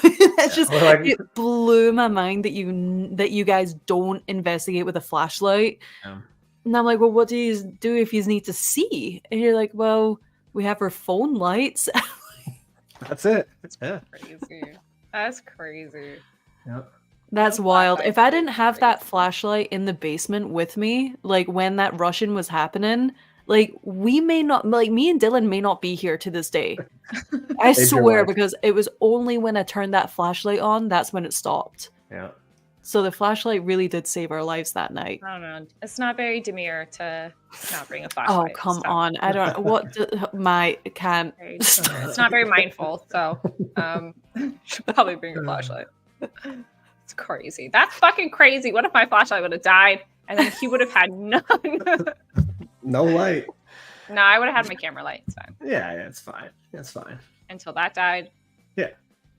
Yeah, we do have our camel lights, but they're not like reliable. If you need to shine it down a hallway, if something's charging at you, you know. Yeah, doesn't Yeah. do the trick. Crazy. It's crazy because like I love the adrenaline from being scared. Like genuinely, I get such a high off of it, and so I'm like, yeah, let's go. Like I want to do it, and then we get there, and then I'm in the moment. I'm like, I actually can't do this. Like if I was zip tied to a chair, the chair would be coming with me as we waddle. I lost a challenge not too long ago on a TikTok live. So some point, I think this fall or this winter, when we have a little bit of free time, I have to go do 24 hours alone in Randolph, and I have to sleep outside of Ida's room in the basement. No. Yeah, I have to go there for a whole night by myself. Yeah, it's gonna be tough. It's not gonna be great. Putting new background music in for this. No, fuck that. Yeah. No way. No. It's All right, gonna be bad. Nope. Let me just say, so the Randolph County Asylum is mine and Mandy's next episode. So this is going to be out next Tuesday. And let me tell you, that was one of the scariest like we encountered something there that was like, again, one of the scariest things that I've ever witnessed. And it sucks because I can't talk about it, but it was when we were in the basement, and that's where you're gonna be. That basement is no joke. That is the basement is the only place in 15 years of investigating that I didn't finish my solo. The only place. And now I have to sleep there by myself for a night. So that's so scary, Steve. Yeah, it's gonna be rough. Oh, dude. My TikTok friends are No. not very nice to me. Yeah, it's gonna be bad. It's gonna be bad. Oh, no. You know, we weren't even going to do Randolph. And then when we were telling people like that we were going to that area, everybody was saying, you're going to Randolph, right? And we're like, no, we haven't booked Randolph. And they're like, you have to go to Randolph. Yeah. And yeah, they weren't kidding. It's insane. That place is like, that basement, when I heard, because I was down there doing my solo when we were filming there the first time. And the thing, like, I heard who I think was Ida down there, and it was so loud, and it was like the tone in her voice and just like everything that happened. Like, I left my solo after 5 minutes, I think, and I didn't go back down. Like, I was like, I just got good. chills. I can't do it. Oh my God. Like, I couldn't. Like, it was so loud. My first instinct was, I think somebody broke in. Like, I thought it was a person, and it was nobody. It's like, I got upstairs to Dylan, and I had the voice recorder, and I was like, hey, do you want to listen to this back? Like, I haven't played it yet. And he's like, yeah. And I put my hand up, my hand was like shaking. Like, I was scared, and I do not get scared. Like, it takes a lot for me to get freaked out. That place freaked me out. Yeah, I was messed up. Like, I didn't go to bed until like 8 a.m. the next morning. I just couldn't. Like, I was processing everything. It was wild. That's so scary, honestly. Ooh. I will say that, like, with what we experienced there, and you guys will find out next Tuesday, but we also thought genuinely somebody had broken in. That's the kind of activity that happens there. See, ISS was a little bit different because, yeah, of course, it sounded like somebody was rushing at us, but every single time we turned the flashlight on, it wasn't there. So we knew, like, this is paranormal, or the closest thing to it. But with this location, we genuinely were like, somebody's fucking with us. Yeah. And it's no joke. Like, Randolph really is intense. And the spirit Ida, who you're talking about, she was a woman who, so like, kind of a little bit of a backstory about Randolph County, is, well, the caretaker actually told us that it was more like a poor farm, and it was for the less fortunate people. They would come and live in this massive building. It's like 3 stories, and then there's a basement, right? Yep. So they would all live in like these little rooms together, and they couldn't afford to go anywhere else. The conditions were really bad. There weren't like nurses and things like that you would usually get at like an asylum. Everyone was just kind of like volunteering and things to like make this little community work for them. And there was just a lot of bad people that went there, but one of the people that lived there, her name was Ida, and she was a little bit more on the wild side. I believe she did have something mentally going on there, and she was getting too much for people to deal with, so they ended up making her a room in the basement, and she stayed down in the basement until eventually one day she took her own life in that room. And it's just a really sad story because it shouldn't have happened in the first place. Anybody with mental illnesses everyone else, it seemed, was getting picked up by the state and taken to the appropriate hospitals. But she just kind of, I don't know if she didn't want to leave or what, but it ended really, really badly for her, is all I'll say. So, and a lot of people to this day, like, still hear her. But your experience was like, it was almost like she was like taunting you or something like that, you know? It was like a maniacal laughter. Like, the best way I could describe this laugh, one, it was so loud, like it echoed down the hallway. You could hear it moving, and the tone of it sounded like somebody who wasn't all there. Like, that's the best way I can describe it. You know what I mean? Like, it was like the stereotypical, like in a movie or TV show, like a crazed person's laugh. Like, it was just like this cackle, that just Yeah. came down the hallway, and it was pitch black. I'm filming in infrared. I can't see my hand in front of my face, so like I don't have a flashlight, so like I didn't know what, you know what I mean. So it's like it was intense. But yeah, now I get to go there for a night by myself, and I have to sleep on the floor outside of her room. So we'll see how that goes. That's crazy. Yeah, it's gonna be tough. Oh my god, it's gonna be tough. Yeah, I don't know. RCI, that was I struggled with that So location, scary. man. Like that was a rough one. Yeah, we ended up they have like rooms that you could sleep in, and we ended up sleeping in the dining room. Yep. That's where we slept the first night. The first night we stayed there was that like break room with the recliner and the couch. That's the first spot I we was slept. posted up on the couch closest to the door by the window. I was like, nah. The couch that I slept on was like half the size of me. And I just laid down and I put my hoodie over me. Yep. That's how we slept that night. With the overhead light on. With of course, literally yeah. with the overhead light. It was I put my little mask on. Yeah. Just... Dylan slept on a table last week without a blanket. So literally on a table. So that kid is wild. well, he was trying in a chair. He was trying in a chair at first, and every time he'd move, the chair would make a noise, so it'd wake him up. So like 4 a.m. he got up. He's like, "Can I borrow one of those pillows?" I'm like, "Yeah." I'm like, "You gonna lay on the ground?" He's like, "Yeah." I said, "Well, there's a table," and he just literally went over and laid on the table. And went to sleep. Honestly, you're better laying on a table, just like bugs and stuff like that on the ground. So I don't blame him. Yep. But then the next couple nights we were at the Crescent Hotel, and it's way better. So everything's fine after that. Yeah. That's crazy. Matt saying here, I heard a very loud bang when I was there by myself for 3 days. Ooh. You were by yourself there for 3 days, Matt. I just want to like make sure that's. He did a thing called Man vs. Paranormal or something, I think is what it was called. He went in a bunch of spots and did like 3 days by himself at a bunch of spots. God, that's something else. I think that's what it was called, if I remember correctly. He did some crazy locations too. There's a part I didn't keep it in the episode, but when we're at Randolph in the episode next week, we're about to go down to the basement and something happens, and Mandy just turns around and she's like, "I'm gonna say this, but like, I wish Steve and Dylan were here." And I was like, "Me too." I was like, "But listen, like, we got this, okay? We just have to channel our inner Steve and Dylan's right now, and we just have to go down to this basement and do it, okay?" Yeah. But that was just a really funny moment. That's what the tough thing is too. That place is spooky. Like standing at the top of those stairs to go to the basement, because the first time after that happened to me, the first time we filmed, our hard drive fried, so we lost all of that footage.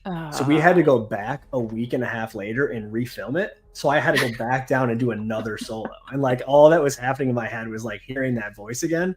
I was like, I'm gonna die down here. Like, how am I gonna do this? But I did it, and she didn't laugh at me this time. So yeah, that's what I'm saying though. Oh, go ahead. Oh, go ahead. Oh. I already said it. No, I was just gonna say, like, that's what I'm saying though. Like, it's you when you have those moments at a location and then having to return to that location is hard. It's really, really difficult to do. Yeah. I just think that there's something so like, I don't know what it is about the building itself, but there's something about it's not even as big as some of these other buildings, but I think because of like how tall the ceilings are and just like it's so expansive. Mm-hmm.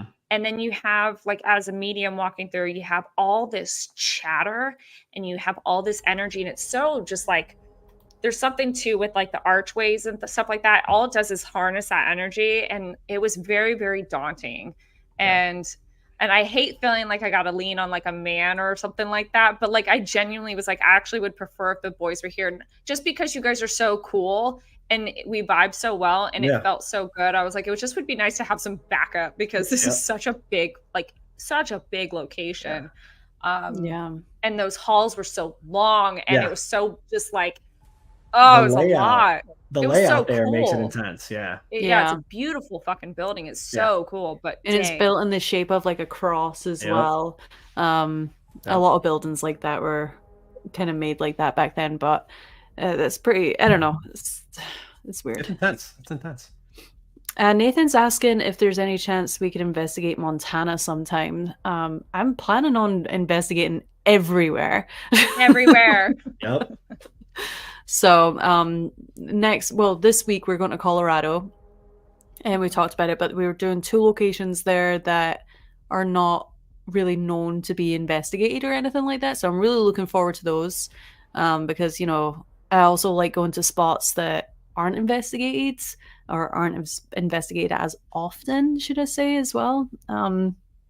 Just because I feel like that's like, it's almost like the spirits there have been waiting for a while to. Sometimes it gets real crazy and chaotic, and those are the kind of investigations I like. Oh yeah. Yeah. I do not know how to say this, but it says, your name, so sorry. Do you think you could collab with Sean Klein at some point too? Sean Klein's a good friend of mine, actually. He's the one, Jade, that I always tell you about in Arizona. Yeah. He's gosh, he does a lot. He's Skinwalker Native stuff, American. right? Yeah, he's a Native American paranormal investigator, but he also does like exorcism work and things like that. Crazy. And it's been really cool to see his channel just blow up and grow. I mean, he got big really quick. He just worked with Ghost Adventures too on their Skinwalker documentary that they did. So I have been in talks with him about us coming out to Arizona and doing some stuff. So definitely going to make that happen at some point. I feel like this might be a question for Steve. Why do you have to investigate in the dark? Well, first off, like, you don't have to investigate in the dark, but why do you choose to usually go night vision? Yeah, so it's funny. Somebody asked us in TikTok today too. They asked like why people investigate at night versus day. And so for nighttime stuff, I mean, basically like people work during the day. The places that we go are usually Right. open during the day. They're a museum or they're historic sites, so you can't get in there during the day. Nighttime, it's quieter. There's less traffic, less cars, less contamination.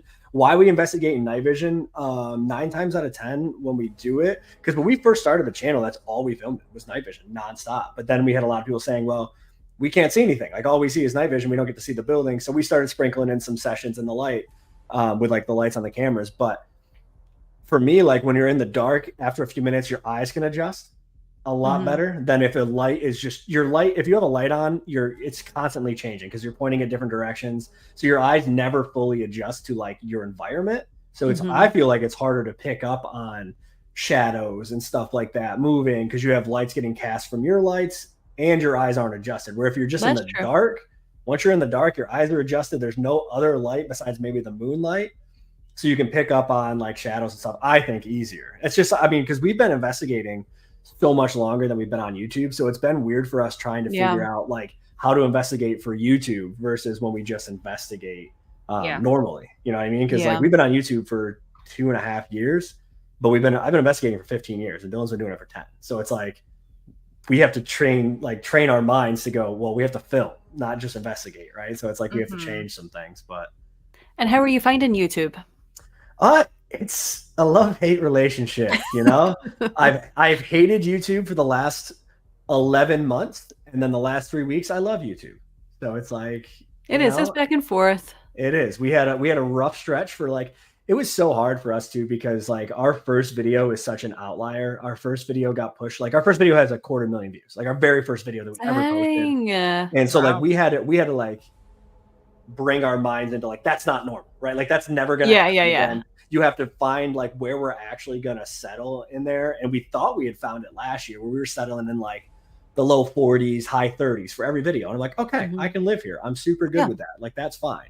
And then it was like somebody pushed us off a cliff and it was like we might hit 20 for like 10 months. We might hit 20,000 views. Yeah. Do you guys upload like regularly? Every week. Every single week. Every week we have a video. Yeah, every week. I think we've missed a total of 4 weeks this year. Yeah, maybe? No, that's wild. It's crazy. Guys, that's like, okay, because usually if you don't put out a video for like a couple of weeks, I mean, like me and Mandy literally just done that where we didn't post a video for a month. Yeah. And it's so hard to get back into things afterwards.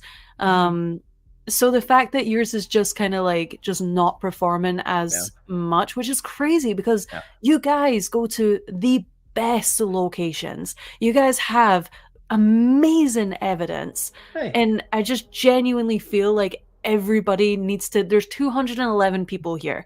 If you guys aren't subscribed to Haunted Nights, please, for the love of God, go ahead and give them a subscribe, give them a follow, give them a comment, give them some love, because they really do put everything into this. And even when we met up with them, they didn't have to come out and investigate with us. I mean, you guys had investigated like 7 nights in a row, and not even for YouTube. I don't know if maybe 1 or 2 was for YouTube, but it's like you just never stop, and the passion really, really does show. And I mean, you're just our people. Like, that's what we love. And we had a blast. Yeah. Everything was great. Like I said, like you said too, like right when we met, everything just clicked. It felt like we'd known each other for a long time. Investigation styles are very, very similar, so it worked very easily. Similar sense of humor. We can joke about things, but we know when to have a good time and investigate. You guys, you did your solo. I don't know if you want to talk about that, but some solos happened at some points on the trip, and some things happened, and that's what I mean. It was a great time, and we're definitely gonna have to do more stuff together. I think for sure. There's a lot of spots for you guys to hit out here.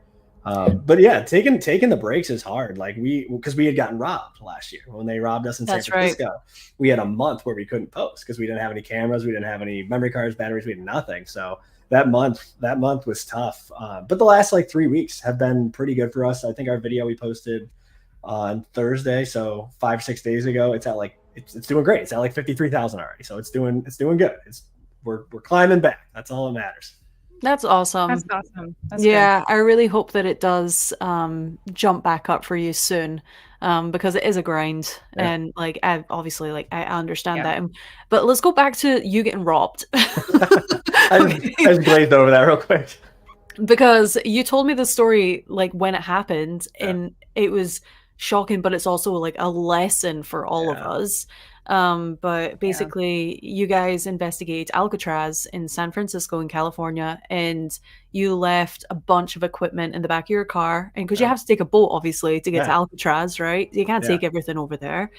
And when you guys came back, did they smash the window or what? Yeah, so we had been out in San Jose. We had done 2 nights in a row at the Winchester Mystery House, and we were flying home out of San Francisco. So we went back up there and we're like, oh, we'll go to Alcatraz. We didn't even investigate. We went for a day tour. We were there during the middle of the day. It was like I didn't even know that. Yeah, it was broad daylight. It was a beautiful sunny day, broad daylight. We parked. I paid like $40 to park in a public parking lot in the middle of the city. To get robbed. Literally. I got robbed twice by the city, and then these other people. Like, I paid $40 to do that. We parked, we went on the boat, we came back, and they smashed 2 of our windows, and I think they took 10 or 11 bags. It was like all 3 of our cameras, 2 drones, 2 laptops, 2 DR60s, an Obvious 3, an Obvious 5, Melmeters, K2s, REM pods, camera batteries, mic sets, memory cards, clothes, like everything. So bad. There was 4 of us on the trip, and I think it was about $40,000 worth of stuff that they took. That's crazy. It was a bummer. It was a big bummer. Yeah. That sucks. Yeah, because you guys really do carry like the best of the best equipment as well, and like those little devices that we were using on the Indiana State Sanatorium episode that we just done, and we both actually got voices when you and Mandy got a voice. Well, it was like a scream. I was like actually kind of shocked that like you guys didn't react more to that because that shit was scary as hell. It was like whisper, whisper, whisper, whisper, and it sounded like to me that there was a spirit like trying to be like, guys, like I need to tell you something, like but there's somebody about to come, and then somebody just came in and was like like get away kind of thing, and I was like, ooh. Yeah, it was crazy, but that was me being brave and trying not to overreact.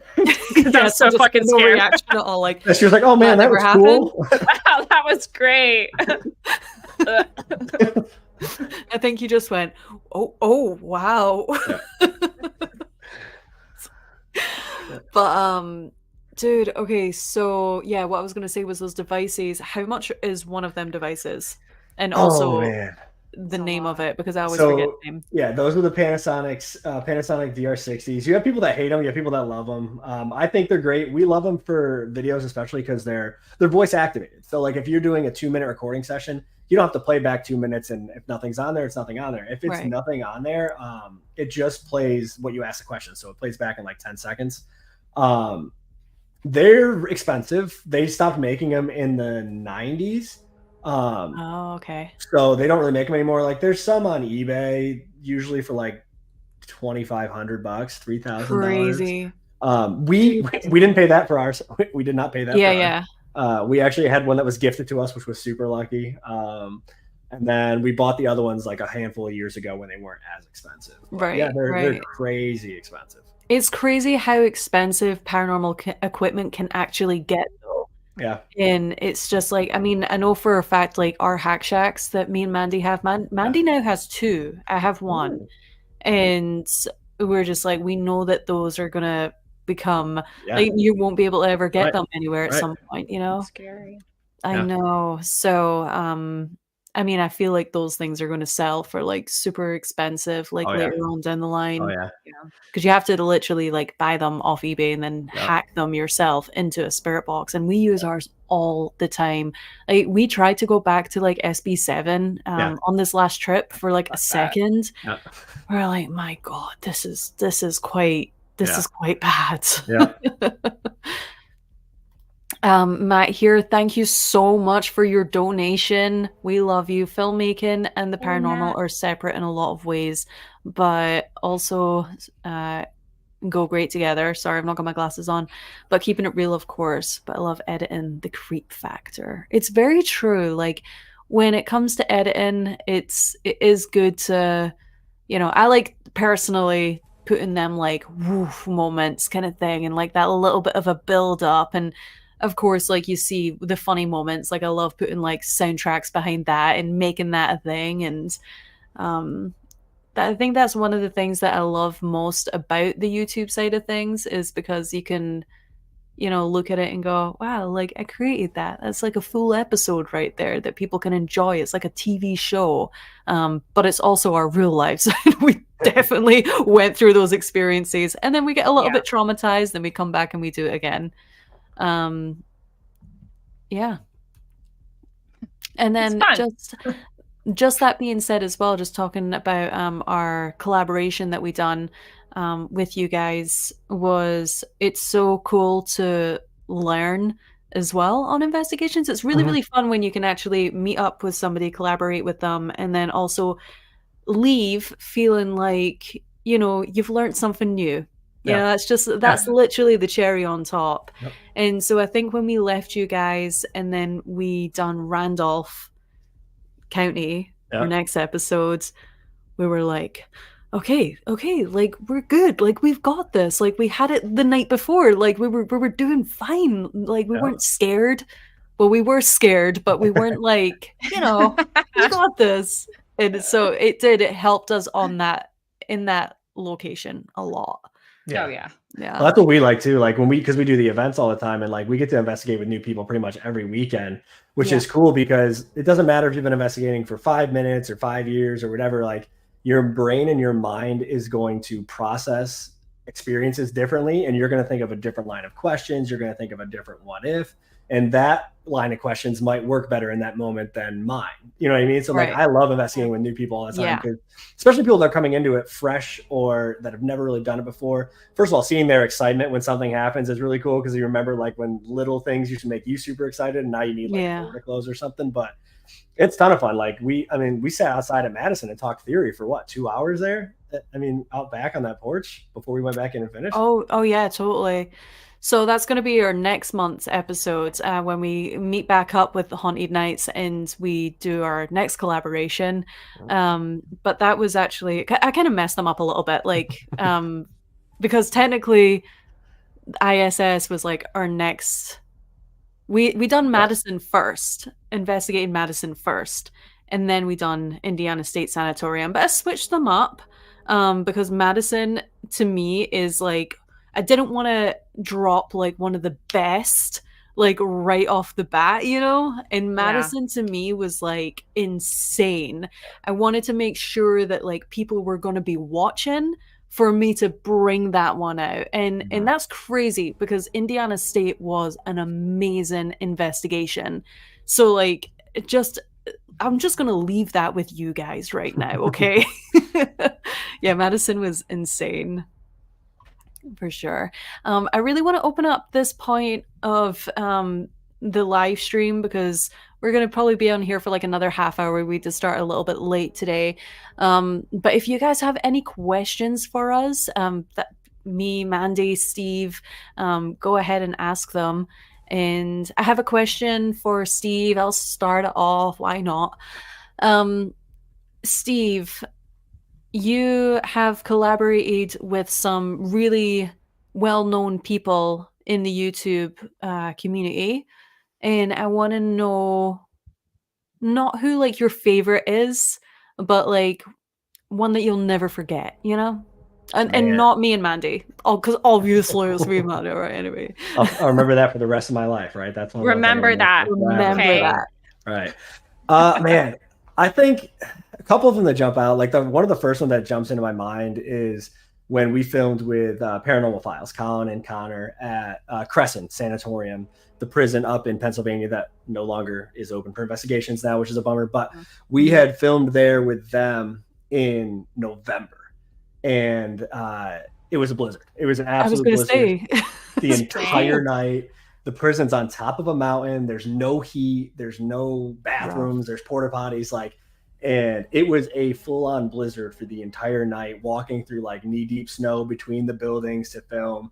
And I don't know if you guys watch or if any of you guys watch Colin or Paranormal Files. He puts out 3-hour-long videos, 3.5-hour-long videos every week. So he films forever. Like we were in there for so long. Our feet were wet and numb probably 10 minutes into it, but the entire night was just like a blast. Colin and Connor are some of the funniest dudes. Like they're so fun. Like they're just a great time. So that one sticks out. Sam and Colby Trans-Allegheny Hell Week. That was really cool. That was a good time. I'd never investigated Trans-Allegheny before. Those two dudes are really, really down to earth for being probably the biggest paranormal YouTubers out there with 13 million subs or whatever they have. They are super, super down to earth, very laid back, very welcoming, very nice guys, super friendly, the exact same way on camera and off camera. They're just good dudes. They're really, really good dudes. So they're a ton of fun. Yeah. Awesome.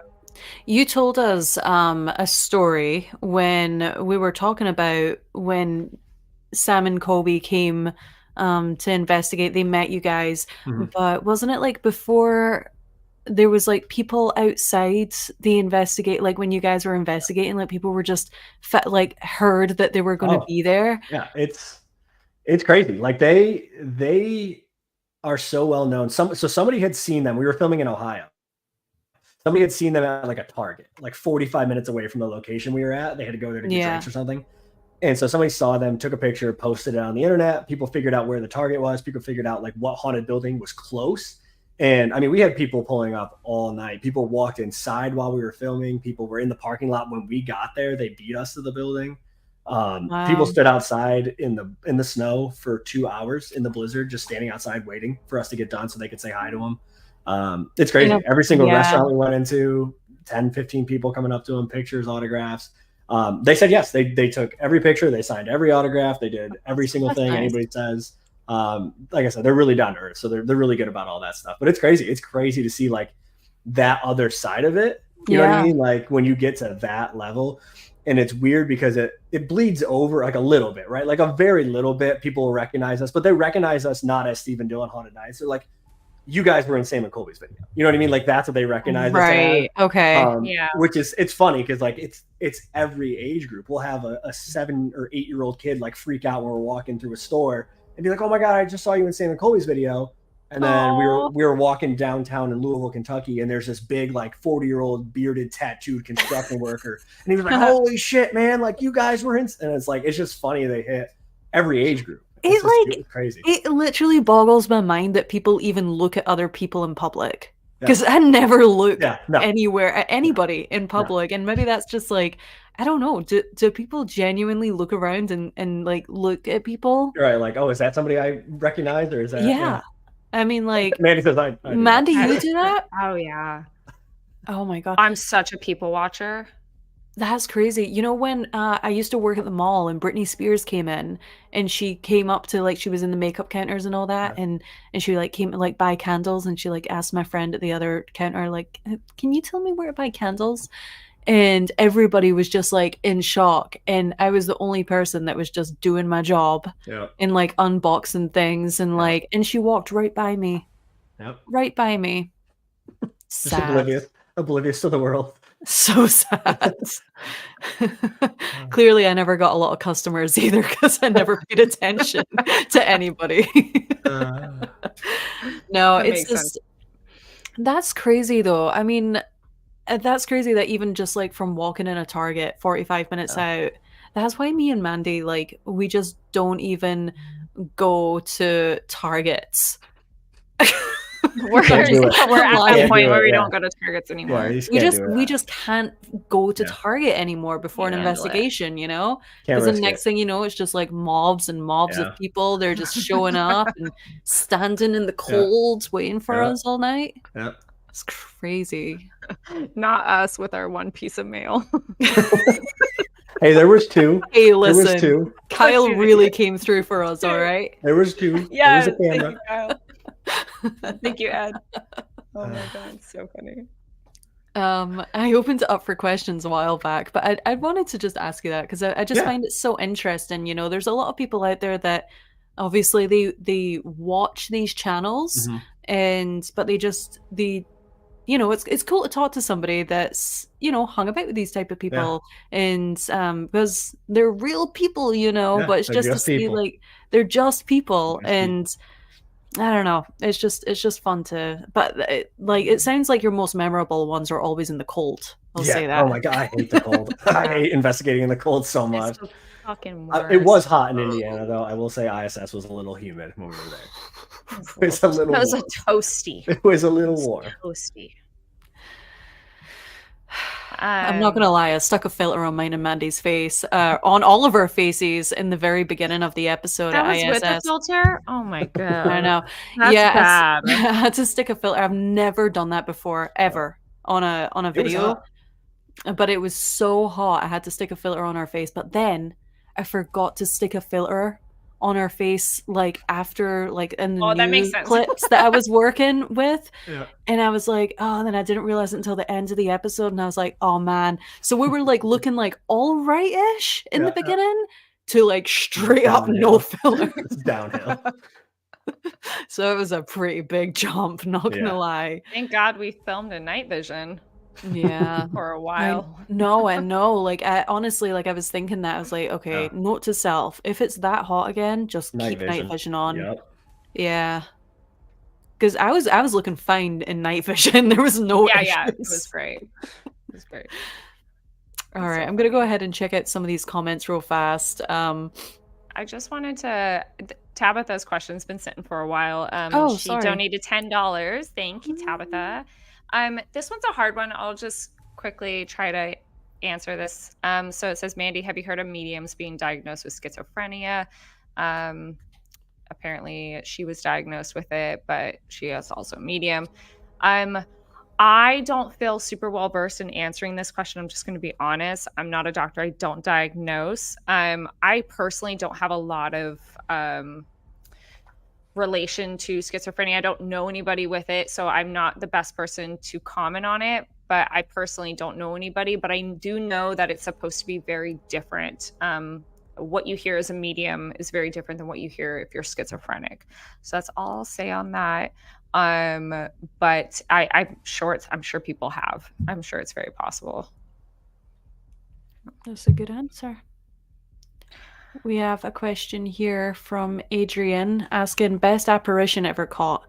And I'm assuming that that's from like one of our episodes, or Steve Haunted Nights episodes. What was because I think for me, I would say the best apparition, it was actually on Paranormal Caught on Camera last season, was when I was investigating at the Corriganville house. And it's just caught right in the background. I didn't even notice it when editing. It was actually like later I'd posted the video and then everybody was commenting about it. And I still couldn't see it. I had no idea what they were talking about. And then somebody said, go on your TV, put the episode on your TV. And I was like, okay, because it lightens everything up than on like a phone. And it's obviously bigger. And I saw it and I was like, what? That was really scary. But it just looks like a white shadow. Like, does that make sense? Like a white apparition anyway of somebody just walking by me, like right behind me. And it was a private property. And there was nobody else on that property than who I was with standing right there in that moment. And that's right before things got crazy, like inside the house where the apparition was walking to. So yeah. What about you, Steve? Oh man, best apparition on camera, probably Winchester Mystery House, which we actually wouldn't have caught if That we was didn't get robbed, because we fucking wouldn't have gone back. crazy. The shadow figure we Dang. caught, the shadow figure that we caught at Winchester, similar thing. Like the property, the house closes at 5 p.m., so they lock the doors. You can be on the grounds outside until 6 p.m. At 6 p.m., they lock the gates. They have 24-hour security in the parking lot. They're Right. very strict. 6 p.m., the gates are locked. Like Dylan had to run to his car to get something, and he got locked out. We had to call somebody to get him back in. Like, they don't mess around. So everybody's locked out. It's me, Dylan, and the two people that we have as our contact at Winchester. We're kind of just doing B-roll. So we're hanging out, talking, doing B-roll. And 7 o'clock at night, so an hour after the grounds are closed, 2 hours after the house is closed, security's in the parking lot. And I'm just walking down the hall filming B-roll. And very clearly at the end of the hall, a smaller, it looks like a smaller woman shadow walks by. You can almost see her hair up in a bun. She turns. She actually like turns and looks back. And when she turns and looks back on the actual audio, it's right when one of the people that we were with laughed really loud. So it was almost like this shadow heard and reacted to the laughter. It turned and looked and then just kept going and kept. It's crazy. It's one of the craziest things I've ever seen. I'm definitely going to be checking that out after this Crazy. live stream ends. You That's guys gotta cool. get there. You gotta go to Insane. Winchester. You gotta go to Winchester. Well, hook us up. you're supposed to help us with that, remember? I will shoot an email tomorrow. No, honestly, like Winchester, I was gonna ask Kelsey as well if she had Yeah. like a contact or that. It's just so difficult to get in, and obviously with like what we do, it's some of these locations it really is kind of like you have to know somebody kind of Yeah. thing. Yeah, They don't just absolutely. let anybody come in and investigate because they Absolutely. don't know what their style is. They don't Yep. know what they're going to put out, if the history is going to be right, all Yep. that stuff. So I Yep. get that, like, Yeah. and I respect that. Yep. So yeah, I'll reach out to him. I'll reach out to him for you guys. yeah, let's make it happen. Yeah. I'll shoot our contact a text tomorrow. And then you guys should come back Yep.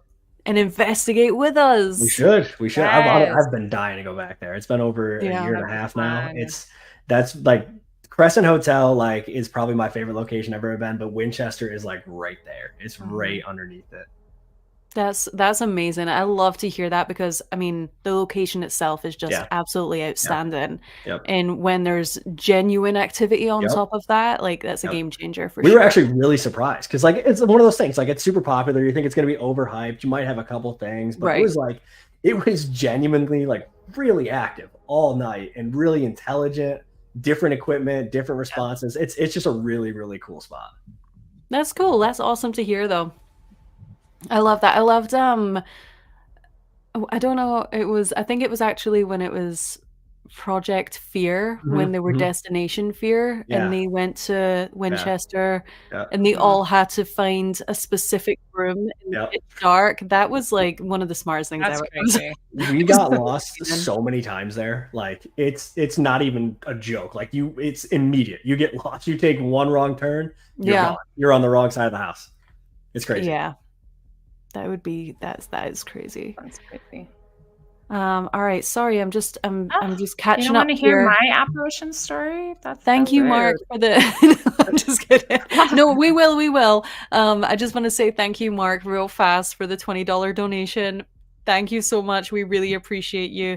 And that's okay, Team Rewatch. Okay. We Yay, played a really Mark. fun game at the beginning, so you're gonna want to go check that out. Mandy, what was your craziest apparition that you've What if ever I'm like, seen? I don't have any? I was just kidding. No, I'm just kidding. Well, I've talked before about the one that I saw with my own eyes, but captured on video was when I was at the Queen Mary. I don't know if it's still on my Instagram, but I was filming a documentary in college, and I was filming a paranormal documentary, and I was just fucking about, just trying to get like a last quick like glimpse of. We were down in the boilers, just get a quick glimpse before I moved on, and in that pan, there's clearly a man standing there in the distance, and he's standing in an area where you can't actually stand. It just drops. And he like stands there and he turns around and you see him as I'm panning, he just walks behind a pillar and just is gone and he just disappears. Yeah, And he's that's like a solid crazy. black figure. Yeah, like Mandy showed me that when after we went to the Queen Mary, and I was like, why? Like the episode was out and everything, and I was like, why didn't you show me this before? And she's like, I thought I did. And I'm like, no. It's like, I swore I Why did. put that in this episode? Yeah, But and it's that a was really cool crazy. video. It's Yeah. really cool. Very unexplainable. Yeah. I have a question for Steve here from Roxy. How long have you and Dylan known each other? Too long. No, he started investigating me when he was 12, so 10 years. Yeah, 10 years now. Yeah, his first like group trip with us, because we used to have a nonprofit group here in New York that did like residential cases and stuff like that. So his first trip with us, because we would take one big group trip every year, he was 15 and he went to Hillview Manor. But yeah, he started coming to events when he was 12 and he's been investigating ever since. That's cool. And you said that his mum brought you to his mum brought him to one of your events. Yeah. She worked with my wife at the time. Okay. They worked together at that time. She was like, oh, my son would be super into this stuff. Like, how does he get involved? And so we told her about the events. And so he came to an event, and then he came to another one and another one. And he now he's on the poster, so I can't get rid of him. So Exactly, right? He's kind of stuck now, but no, I think it was such a perfect combination, and like actually kind of like a big decision for you though, right? Because it's like, well, here's like a kid who's, you know, like you think any other kid at that age, they're gonna get to a point that they want to go do something else, or they're gonna want to, like, you know, when they start driving, like go meet girls and stuff. And it's just so cool that that's not what's happened, and he is so genuinely interested in the paranormal. And obviously, you know, he has his like is he in the Marines? Army Reserves, yeah. Army Reserves. Yeah. So he's in the Army Reserves, and he's doing a lot of training and stuff like that as well. Like, just overall, really, really nice, well-rounded guy. Yeah. Can't Smart. talk. Yeah, you really lucked out. Yeah. I got he used to when he was younger, he'd come short. 12 years old and doing all this stuff. And I said, now, you know, he comes over and takes all my beer. It kind of sucks, but you know, he got to that point now. So yeah, I don't know. I was saying that, I was like, maybe we should just find a 12-year-old. Yeah. Equipment mule, make him a camera guy, you know. Nah, you just can't like write that. You know what I mean? Like that happens naturally, and obviously you guys had that connection, and I'm sure you've taught him a lot, and he keeps you young. Yeah, he does something. That's funny. I have here, Ghost Club Paranormal. Would you please mention the model of your new Polaroid in case people want to send you film? That's a really good question. You got to figure that out. Spectra system. Yeah, I don't know. I genuinely wonder don't if it know takes the same film that I get. I'm curious. I know that Eddie did say in the email what type it is specifically, but I've not got my emails up right now, so I don't know. But it actually fits in with the aesthetic of my office perfectly. So there you go. And if anybody wants to send any mail, then when me and Mandy come back from our trip next weekend, this weekend, then I'm going to pretty much just give Mandy a little haul to take back with her, so she has something to open on the next live stream. Just because Mandy lives like 2 hours away from the personal mailbox. And Mandy was like, oh, you're going to be opening up all this stuff on camera. And I'm like, no, I'm not going to make you like watch me like a child at Christmas that gets no Christmas gifts. Like, it's just me opening up all this stuff. Not me being a present pig.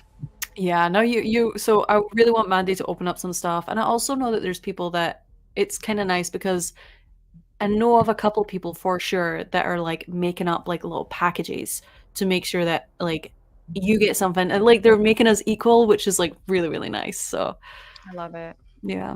Very thoughtful. All right. Here's a question for Steve. How did you get interested in the paranormal? Really good question. And I know it's quite a standard question, because I feel like we're all just spooky at the end of the day, right? Absolutely, you're just into it because you're into it. Yeah. But at what point are you okay, Mandy? Yeah, sorry, Duolingo's harassing me. Oh. She's like, At who? Like Duolingo is so mad at me for not doing my Italian. Sorry. So, well, you can practice now. You can answer your next question in Italian if you want. Yeah, there you go. So bad. Arrivederci. That's the only thing I know. Okay. Hi, Razor. I just want to say hi, Razor. Okay. So sorry, the Steve. question. No, you're good. Yeah, Yes, I dude. would say so. When I was like 5 years old, I was staying down at my grandmother's house, my dad's mom and dad, and they were both still alive at the time. I was doing a sleepover. Me and my sister were sleeping over there. I was sleeping in like they had a guest room, so I was sleeping in the guest room. My sister and my grandma were sleeping in the living room. And so I remember I went to bed and I woke up in the middle of the night because I felt like something poking me. And so I like wake up and rub my eyes and I was like, oh, like it's already time to get up in the morning. That's weird. Like I didn't think I got that much sleep. And so I looked to the end of the bed and there's an older woman sitting on the end of the bed.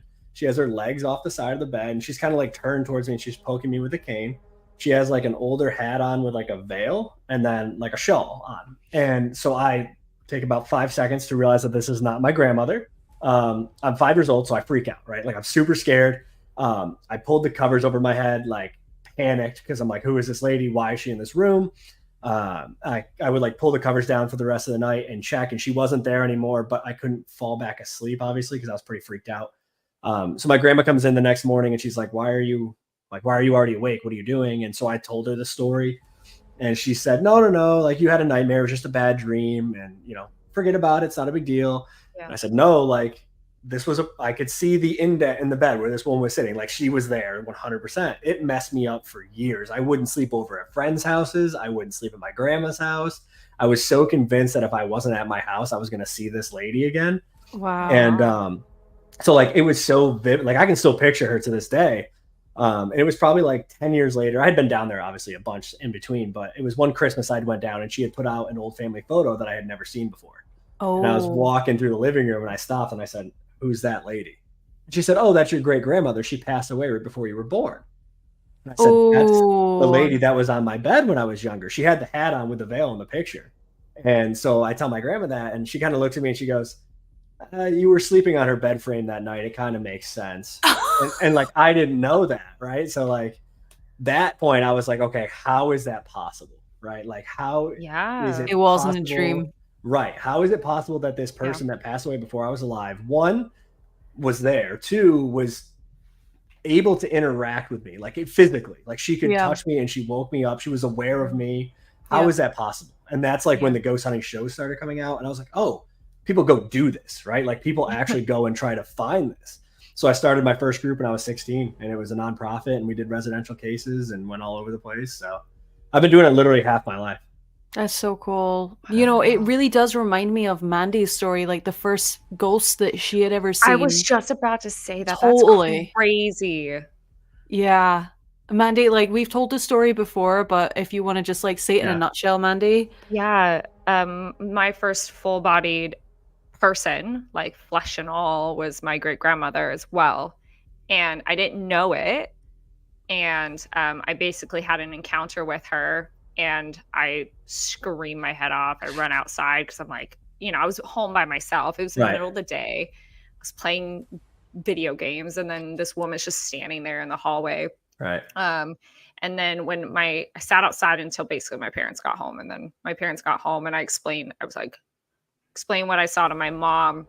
And my mom literally just dead in her tracks was like, hold on. And she left. And I was like, you can't leave me right now. Like I'm having a crisis. Like I just experienced the scariest thing. Where are you going? And she comes back with a picture and she was like, is this who you saw? And it was my great grandmother and in the same white fur coat, curly hair, everything. And I was like, that's who I saw. Why do you have a picture of this woman? She's like, this is your great grandmother. And she died before I was born. Yep. And she knew that I was going to my great grandmother knew that my mom was going to have a girl. And sure enough, I was, it was crazy. So that's so weird. Just and it was so real. Yeah. Right. Exactly. Flesh and bone. Yep. It was a person. It was an actual person. Yeah. Yeah. I've never seen anything that solid again. Nope. I 100. I thought somebody broke in. Like I thought it was somebody. I was like, who is this lady in the middle of the night in this room? Like I was 100% convinced it was a person. It's so crazy to me because obviously, like, I've told this so many times, but like my personal experience from when I was younger was an old lady as well. Maybe she was my great How it all grandmother and we started. just Maybe. never Never put that connected the dots. together. Yeah.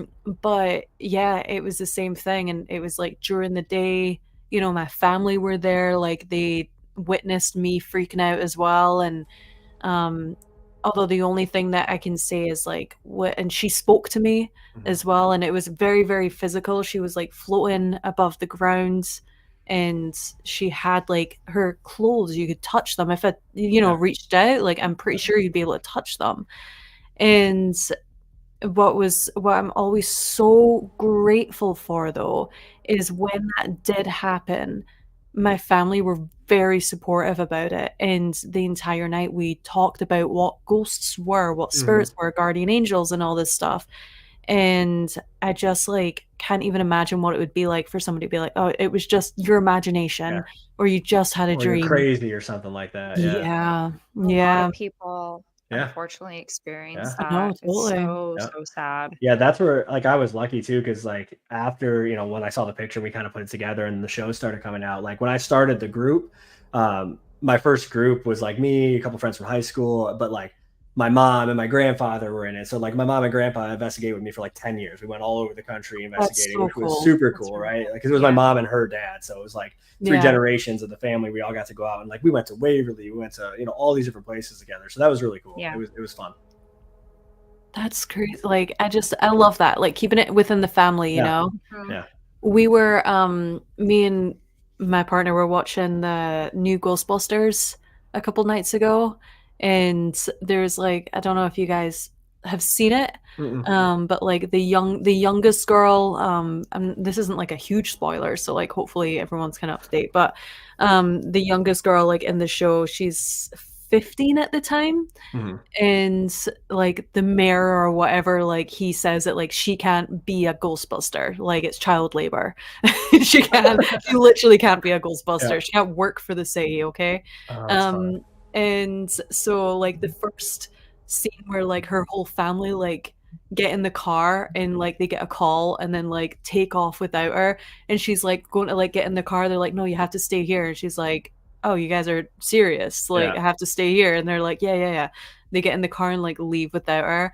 I like paused the movie and I was like, this is bringing up a lot of trauma, like from when I was younger, and my Yeah. family would go on ghost tours without me, Yeah. and I just wanted to go on the ghost tours, and I would watch everybody leave, and I would just Yep. be sitting there like Oh no. all night, and they would come back and be like, it was so scary, and like my sister would be like, we saw a ghost, and I'm like, I sat at That's the wall. sad. Yeah. That's so sad. yeah. But Dang. it was, yeah. But it's so interesting to hear everybody else's ghost Yeah. stories. Like it's Yeah. a good So- ghost story. So everybody said, you know, she jump started my career, and I was like, that's great, but you probably could have done it in a less scary way. You know? Yeah, Right. There's other ways. yeah, totally. She was just prepping you Yeah, for what just was getting to me come. ready. She's like, you're gonna do this. This is your thing, man. Yeah, get used to it. Yeah. And it's crazy because we are constantly trying to seek that moment again. Yep.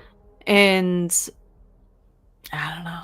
Yep. I don't know if we ever will, you know. I 15 don't years in, haven't seen one like it since. know. I exactly the same here. And maybe it's really genuinely for a reason. Yeah.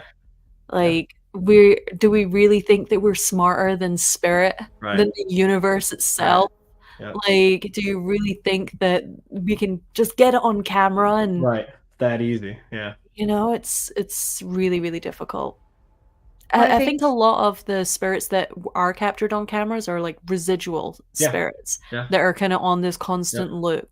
Yep. But I think for like something so physical that can manifest and communicate with you personally and talk to you and poke you with a cane, Yep. I think that those are all spirits that are a little bit more, A little more advanced. yeah, Yeah. a harder catch for A little bit sure. above us.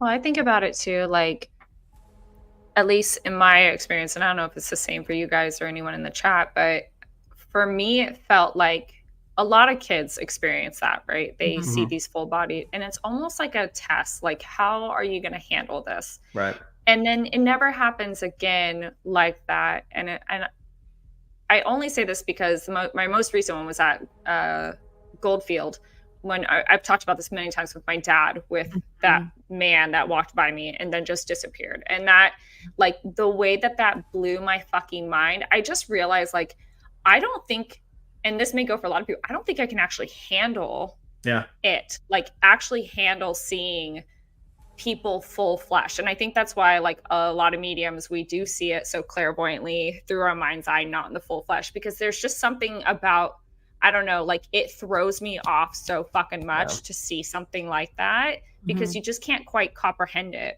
And so I feel like that's why a lot of people don't have those experiences, or they're so far and few in between, because we just can't actually process it or handle it. You're not supposed to. You're not supposed to. Exactly.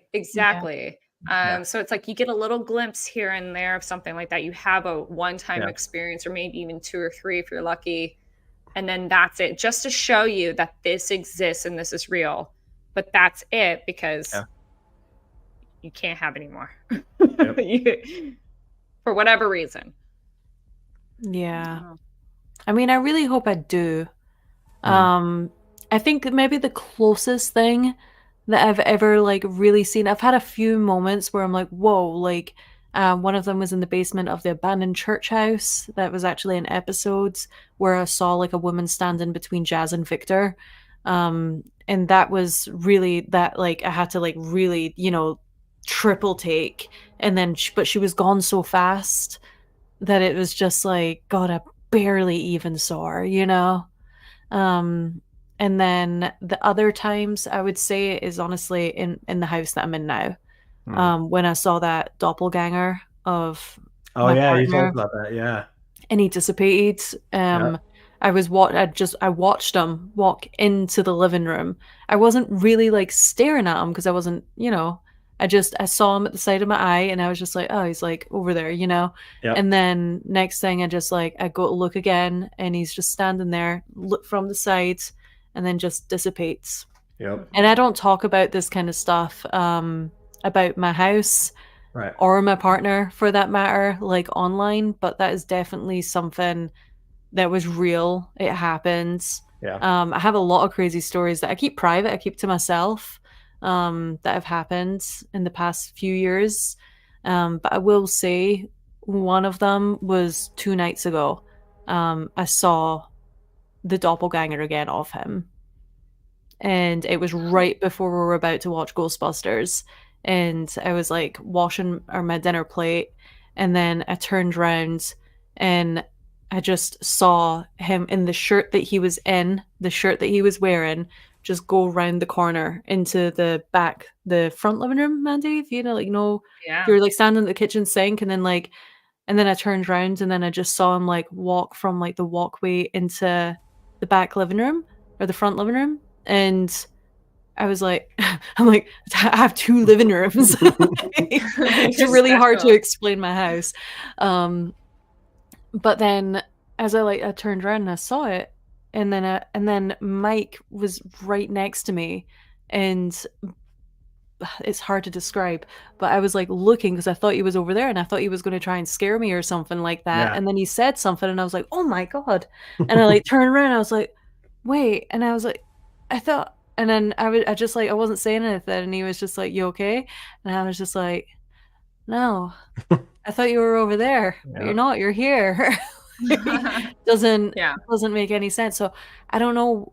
And it was the same shirt that he was wearing, just like the first time I saw it. It was the same clothes that he was wearing, and I genuinely was just like, oh, that's him, you know? So, like, what's that? I'm really, really struggling to try and figure out what that is. Right. Is it just a residual haunting, or is it a doppelganger, you know? Is he already a residual haunting there, maybe? I'm already residual haunting here. You know I what can't Like, even process that. leaves his energy. I mean, you guys spend a lot of time there, I'm sure, right? So, like, he leaves energy there, emotions, everything. So no, well, I mean, we've lived here for 2 years. The first time I saw it was a year ago, so we had only been living in the house for a year. Yeah, I mean, who knows? Maybe he can. Maybe somebody has, maybe he's got more energy. He's got stronger energy or something that imprints, and you know what I mean? Like, you could be haunting a place 5 minutes after you leave it, for all we know. We don't know. It's interesting because when we were on our trip, like when I came back, he actually said to me, he was like, I'm pretty sure you were haunting our house because he's not into the paranormal, but he was like, I'm pretty sure you were haunting our house when you left. And I was like, what do you mean? And I've got this really bad habit that every single night I go to bed with socks on. And but then I fall asleep with the socks on, and then I take them off halfway through the night and I throw them at the side of the bed. Yeah. So there's, and then sometimes it will take a day or 2 or 3 maybe. Yeah. And this sock pile just piles up and piles up. And before I left for the trip, obviously, like, I cleaned up my socks. Right. And but he said that when I was gone, there were still socks appearing at the side of the bed. The ghost of you throwing socks. And I was like, no. And he was like, yeah, like 3 socks appeared like at the end of the bed. And I was like, maybe it's just my residual energy. Yeah. Like, what is that? I have Creating no idea. Laundry. I don't know. It's like giving them some work to do. Yeah. Like, it could be imprinting. It could be some weird like time slips or time blending going on. The alternates are blending. Mm-hmm. Fucking oof.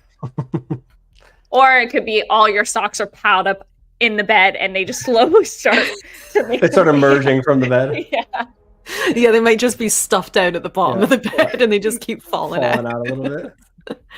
No, but for sure, like, I've seen him a couple times. There's also another residual haunting from a spirit in my house who passed away in the house, and that one was the first one that I knew of, and it was so repetitive and happened all the time. It was one specific thing on the shelf that would keep on falling off in the same direction every single time. So when people are a little bit skeptic, I'm going to use this as an example, but the Garnet House in Kansas, right? There's that doll that fell off the rocking chair, and we captured that on camera when we were there. Yeah. We didn't realize until afterwards that doll falls off all the time. Right. And a lot of people have put this on the owner of the Garnet House and has been like, well, that's obviously the owner, even though it happens when he's not there. So it's like people can't comprehend the same thing happening over and over and over again. So it must be fake, right? I know for a fact that that's not fake, because not that specific thing. I can never be 100% factual in that, but I know at least in my house, it's the same thing that's over and over and over again, and those kind of hauntings do happen. And it's crazy. So I don't know, maybe my house just sits on like a weird time thing.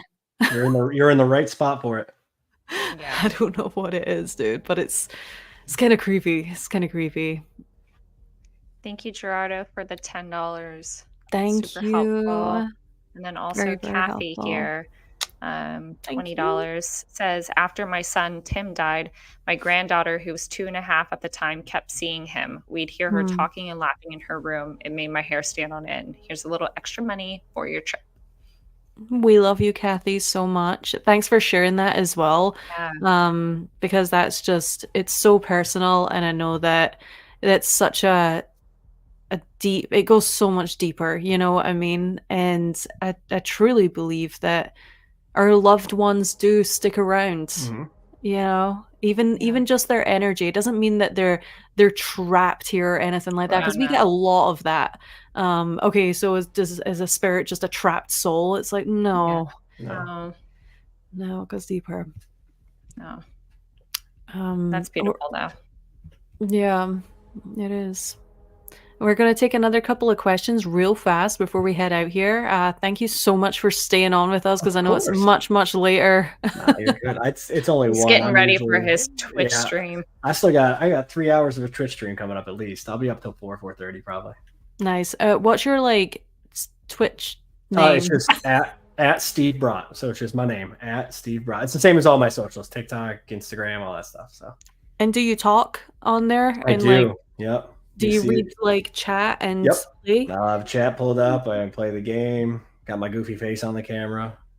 Well, there you go, guys. If you wanted to go over to Steve's Twitch stream, then you can go ahead and do that, and then ask him questions if you want to talk smack behind her back and be like, what was the most embarrassing thing Mandy and Jade done? I'll tell you everything. I'll tell you all the stories.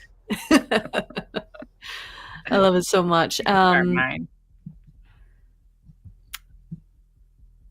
Let's see. I'm just trying to find. We get a lot of repetitive questions, so I don't want to be answering the same ones on every single live stream. So if I'm skipping questions, I do apologize. It's mainly for that reason.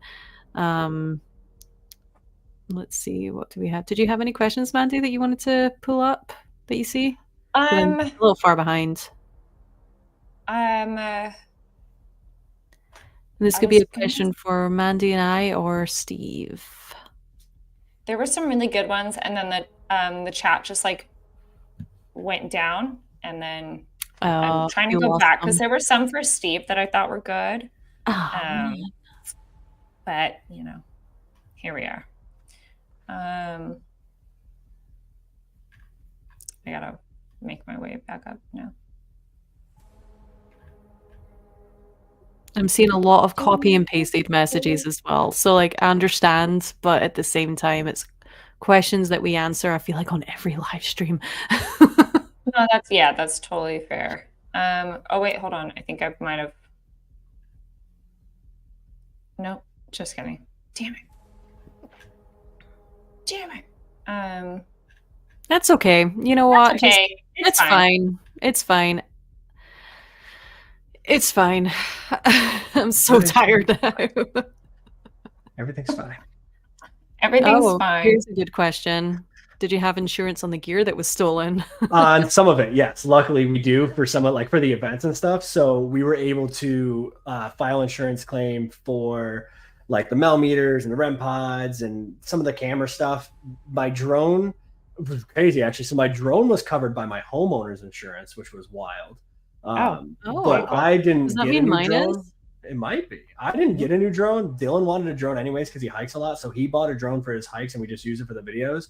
So I took the drone insurance money and we upgraded our cameras. So we got better cameras. Yeah, we want to get the same cameras that you guys have, like later on down the line. Yeah, they're really good. They're heavy. They're heavy, but like they do the job for sure. They're great. Yeah. Yeah. And then when's your next video? Our next episode is going to be out on Tuesday. And then did you want to say what days you guys upload and all that stuff? All videos are on Thursday nights. So every Thursday night, usually around 9:15 Eastern, we post our videos. Nice. Yep. And we do premieres like you guys do. We do little premiere chats and all that stuff. So 9:15 at night? Yep, 9:15 Eastern every night. Yep, on Thursdays. That's kind of late. Yeah, it's a little late. It's a little late, you know. What about your UK people? Do you have many UK people? We do. We have a lot of Australia people too. UK, Australia, but we also have a lot of West Coast people. So that gives them like 6:30 their time, 6:15. Yeah. So that helps a lot. Because I mean, our videos are, usually they're hour 15 or so. So 9:15 is not terrible. Usually done like 10:30 or so over here. So not too bad. I feel like you guys investigate a lot in the dark as well, though. So it does kind of make sense to have them more at night. Yep. Yeah. That's true. And you guys have a really good group too in your. We have one of the best. I've popped in quite a bit to watch your premieres, and you guys have a really good group. One of the best. They all loved the video with you guys. They loved how you guys investigate. So they're waiting. Got to get you guys on our channel now. So. Yeah. So many positive comments, by the way. So I just want to say thank you to everybody who left a really positive comment, whether that was from Ghost Club community or Haunted Nights community. I didn't have to delete one. Not one. That's great. Which is nice. That's great. Yeah, it was a really good collab. Yeah. Would we ever investigate or go into a location with only a camera and a flashlight? I mean, I like to have equipment just there, to just help validate certain things. But, I will say this. When me and Dylan went down at the nurse's station, we totally forgot, but like you guys had some of the bigger pieces of equipment and like the better pieces, I guess. We had all the stuff. We had everything out. Yeah, we had all the stuff. Literally left me and Dylan with like cat balls. Yeah, cat balls on VR60. I had one motion sensor as well that actually did go off. I remember hearing down that. there for a while, and that was facing the opposite direction. facing towards us. So if there was any motion, like that shouldn't have been happening. But yeah, like we done all right for what we had. But I mean, we could have. I was just like, oh, what do we do? What do we do? But it was scary down there. That's That's so all. scary. That's But so it was scary. different. It was interesting. It was different because it's not usually what I'm used to, you know? Yeah. And you know me as well. I don't like sitting on investigations. It's like my least favorite thing to do.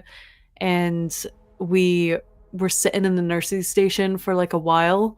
But it was just, I could not move down there. I couldn't get up. I couldn't explore. I was so frozen with them like noises, like running down the hallway. We'll have And to, well, the zip tie you standing up then if you don't like sitting. what's that? We'll have to zip tie you standing up then if you don't like sitting. There it is. Oh man. There it is. I don't know. Can I I don't know. I'm gonna have to bring some beer or something like that. Hey, listen. Yeah, we because when we did it in the chair, we zip tied arms to the armrest and then legs to the leg rest of the chair, so you couldn't even run if you wanted to. So you couldn't even drink a beer if you wanted to. No, you'd have to have a straw. Dang. Oh, like a straw, yeah. You just like one of them like beer hats, like helmets, with yeah. Just chugging. No, I am it's crazy because I thought for sure, like I was a little upset at first because I really wanted to walk down the hallways and explore, but the bats were just so crazy. But even when we did get a chance to go into a hallway, we still ended up back in a room because that's where the activity was pulling us. Whereas with you, Jade, it was like a complete opposite from us. Like the activity was pulling you to that center. Yeah, completely. No bats all of a sudden. Like that's so weird, you know? Yeah, exactly. That was one of the weirdest parts was like there were so many bats down there. The second we got past like that threshold, that door, no bats. Gone. Yeah, you guys will have to go back because we didn't even really get to investigate. We didn't investigate at all on the main floor of the admin TV building because of the bats. Yeah. You got a whole other spot you got to go to still in there. Oh yeah. I found some really, really cool pictures of Indiana State Sanatorium from back in the day. Yeah. And there were a lot of really cool pictures from like there was like an old man standing on the staircase when it was like it looked like a new building, you know. And just doing all them comparisons, and there was like one like the workers' room where it's empty and people are like working and like just hanging out having a good time. Patients in their pajamas and things like that. It's really cool. Yeah, that's so cool. Oh my gosh, thank you, Elijah. I just got your PayPal donation right now. So thank you for the $30. We appreciate Elijah, you. You did gift memberships and a donation. That's saying a lot. Thank you. That's a top lad. Top tier. Gerardo also coming in with another $10 donation. Thank you. And he says, with your experience, where do you see the signs of ghost hunting moving towards? And do you think it'll ever be scientifically proven or accepted? That's a really, really good great question. That's a hard one. It's a hard one for sure, but I'm going to have you take the lead whilst I log into PayPal because I've just realized I need to. I feel like you and I think we talked about this on the trip, right? Like, I want to say we talked about this at some point, but I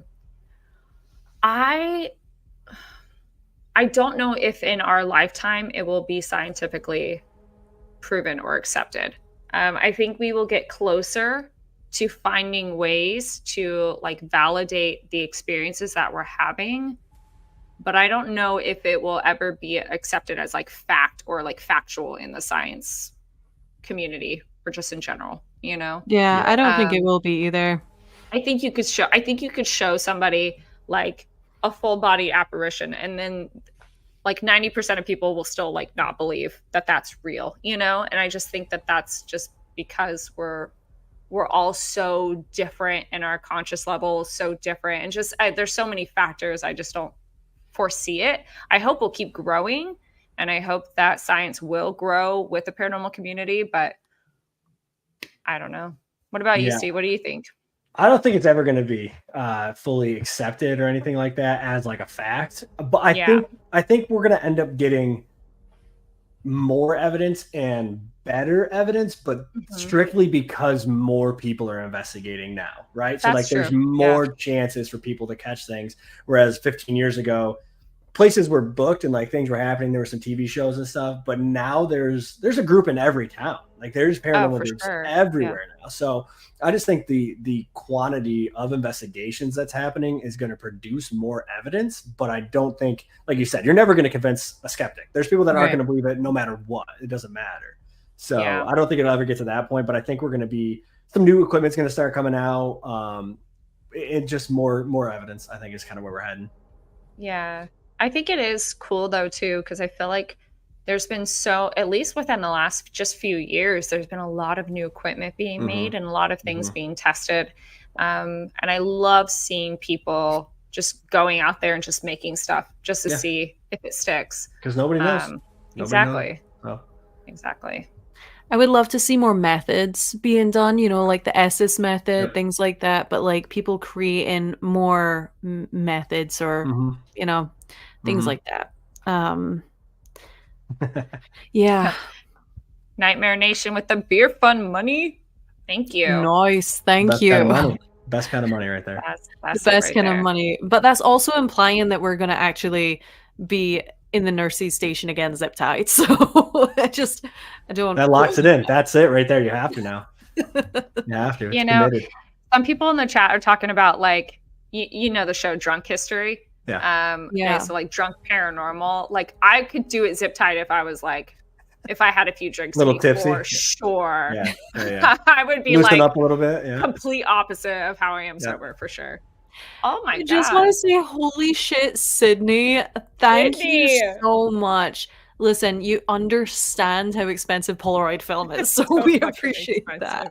That's crazy. Thank you. We love you so much. That is such a kind donation. We appreciate everybody who's donated tonight. We every single time like there's a payout and we put it in our little Ghost Club pot and we're like, yeah, like we're so happy.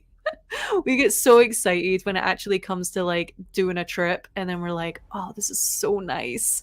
Like, it's so helpful. It's so helpful. And honestly, it's been so helpful as well because like I've got my wedding coming up and that's been crazy. And we didn't update at the beginning. We usually have a update of what's happened the past couple of weeks. And for me, it's go time now. It's just like wedding stuff. And like Steve, you'll understand. I don't know how much kind of like DIY stuff that you guys done for your wedding or if you had a wedding planner or what, but it's getting to the point, like mine's is a barn wedding, right? Yeah. So it's getting to the point where it's like everything that we're buying is like disposable. Yep. So it's like champagne glasses, $100, wine glasses, $100, and this is all stuff that we're throwing away by the end of the night. You know, napkins, $100, tablecloths, like $350. You know, plates, another $150, and cups, like coffee cups, water cups, like so many fucking cups. We still have so many cups. We still have stuff in the basement that like we go through once in a while. We're like, okay, we can get rid of this now. Like move, you know what I mean? Like stuff that we don't need, but we just haven't gone through it all yet from the wedding. And that was man, that was 7 years ago this next month. So wow. Crazy. Yeah. How long were you guys together before you got married? So we were together 4 years before we got married. So we've been together 11 years now. Oh, congrats. Thank you. She deals with a lot. I'm pretty weird, so I know. Well, I've got to say, like, I did definitely stalk a little bit to see what she looked like, and she is drop dead gorgeous. Yes. So congrats, Steve. Congrats, Steve. He found a suitor. He found a suitor for his suitor. Yeah. That he did. But no, it's crazy. It's like the whole wedding thing. And also another update is I got another wedding dress. Okay. I got another wedding dress because I was stressing so much because I'm supposed to be losing weight and I've actually lost 10 pounds. And I squeezed back into that wedding dress thinking like maybe there's a little bit more room and it seemed tighter than it was before. And I was like, I can't do this. Like I actually... Of course, I'm gonna like keep up with like staying healthy and all that. but I'm not going to stress about fitting into a dress like 2 months before my wedding. That's insane. So I got another dress, which I feel like is better, a little bit better suited for me. My wife had 2 wedding dresses too. She bought 2 also. So. Really? Okay. Yeah, you also. So you're good. That's good. Yeah. Was it same kind of situation where it was like she had one and then she found another one? She's like, this one. She bought one like really early on after we got engaged, and we were engaged for like 2 years, just under 2 years before we got married. So she bought one like right away, and then it was maybe a year and a half later. She's like, well, I guess I'll look again, and then she found what she liked better. Yeah.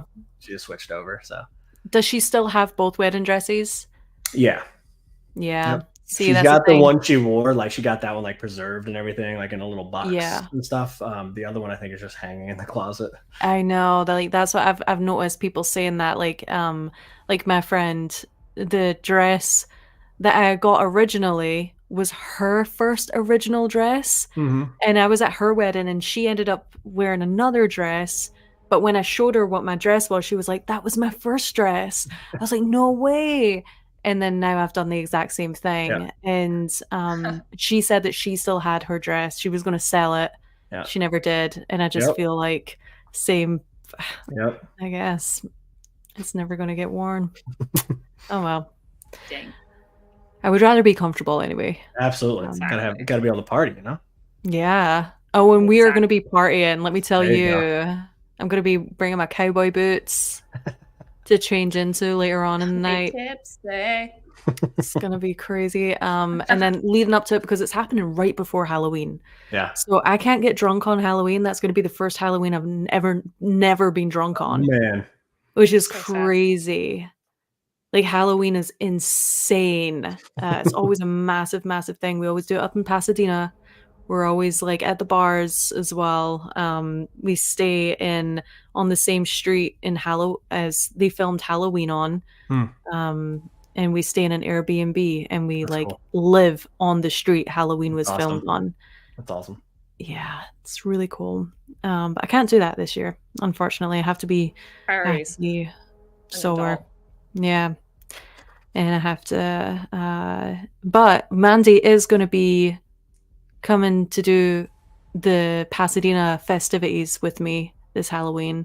But it's going to be so nice though, because I'm going to be with like family, a lot of family, and I'm going to be with like the kids. So to actually take them trick-or-treating and stuff like that. And then Mandy's going to be there. We're all going to be and then we're all going to be trick-or-treating together and then come home, maybe have a couple beers then, just like a couple. And then the next day it's like wedding rehearsal, wedding dinner, let's set up. Like it's going to be horrible. Fun, but horrible. Be good. Horribly busy. That's what I'm talking about. Not actually the wedding, of course. Yeah. Wrong choice of words. It's fine. Oh, man. Sorry, I lost track here a little bit. We should probably get going because this is going to turn into like another really, really, really long live stream that nobody can get through. Steve's got a Twitch, man. He's got to get going. Go play me some Fortnite. Yeah, we've held him captive for too long now. Nah, you're good. You're good. We need to release him. I have so much Sudafed in my system. I'm gonna be up all night. Me and Mandy, usually what we do after a live stream is we stay on the live stream and we talk for like 2 hours after to each other. It's so bad. So that's what we'll probably end up doing. But yeah, we're going to let everybody go now. We said what we need to say. Join our Discord, okay? I joined. Okay. I just joined. You joined our Discord? I joined. I'm in. Thank you. Yeah. Thank you. Today we were posting pictures of us as children, and everybody wanted to see what I was like when I was a little Scottish baby and my accent. So I was posting those videos. They're very fun. Thank you, Elijah. Oh, my goodness. We both did it. I just saw like the orange pop up real fast. So before we leave, thank you. So yeah, that's the kind of thing that we do over there. Also a lot of really funny fan like artwork. Yep. AI images. The things that people come up with is it's scary. I'm worried for a few of them actually. I'm not gonna lie. Discord is a wild place. Discord is a wild place. I love it. It's our new favorite thing. So it's a good time. Yeah, so join Discord. Go ahead. If you haven't subscribed to Ghost Club already, please do, because I think we're at like 56% of viewers, returning viewers, aren't subscribed. That's sad. We're trying to hit our 100,000 subscriber goal for December. Fingers crossed. And also, Haunted Nights just reached 80,000 subscribers. What? Thank you. Yeah. Congrats. Well Thank you. deserved. We're gonna be right at that 100K mark at the same time as you guys. We're gonna hit it around the same time. Yeah. Let's see who can get it first. Ooh. Let's do it. We'll race. All right. If we beat you, handcuffed in the nursing home. Oh no, because you're actually going to beat us. Because you know that I lose every challenge that's ever thrown at me. We can roll. Okay. The dice. And of fate. Yeah, I'm sure we can. What happens if we win, Jade? You pick. Yeah. If you guys beat us, They got to do it naked. That's crazy. There's a lot of creepy crawlies in that building. Yes. That's crazy. Yes. Oh, that's wild. Done. They got to be zip tied to each other back to back. Oh God. And only a Speedo. Okay, at least we're not naked. Okay. No, you get a Speedo. That's way better. And no flashlights. Well, No actually, flashlight. That's fine. maybe we give you one. You have to have a flashlight. Yeah. That way your eyes never adjust. You have to have a flashlight. Just pointed directly at us the whole time. That's it. Yeah. We're going to make sure their eyes are not adjusting. We're just every 5 seconds we're just putting the flashlight in the eyes. The race is on. We The race is on to build 100. We build a specific contraption that constantly moves the flashlight around you guys in a circular motion. Yeah. Like different. Just messes So with you our don't eyes. know. So you Yeah. don't know what's a shadow Yeah. and what's like an actual shadow person. Yep. Dang. The race is on. Race to 100K. Yeah, but that's not fair because we're not on your channel. You're only on ours. So like So come out we here. need to be on yours now. So come out here. Yeah. When do you? Yeah, we'll come. We got the homestead. We got a jail. We got Wilson Castle. That's You got to just do not Fairfield County Infirmary still in Ohio. There's all kinds of stuff. Gets so cold though in the winter. Like, do you It guys still sucks here. investigate? Not here. No. Yeah, but if we No, go that's what before we the can. end of the year, it won't be as bad as it is like January, February. No, like join them for Christmas. Good. We're joining them for Christmas. I'm Christmas home investigation. Christmas. Yeah. I like No, this one. we can definitely come out again Yeah. soon. And we got to get out to your side. We got to come over that way. So Yeah, we definitely have a couple places that you haven't investigated over here, so that would be fun. oh yeah. Well, I hope Alright, that all guys. you guys, I You're hopefully stuck all you with guys us are like, forever now, Steve No. and Ellen. No, it's good. We love it. No. We love it. Like, hope you're happy with it. and good. you can also give us a heads up on how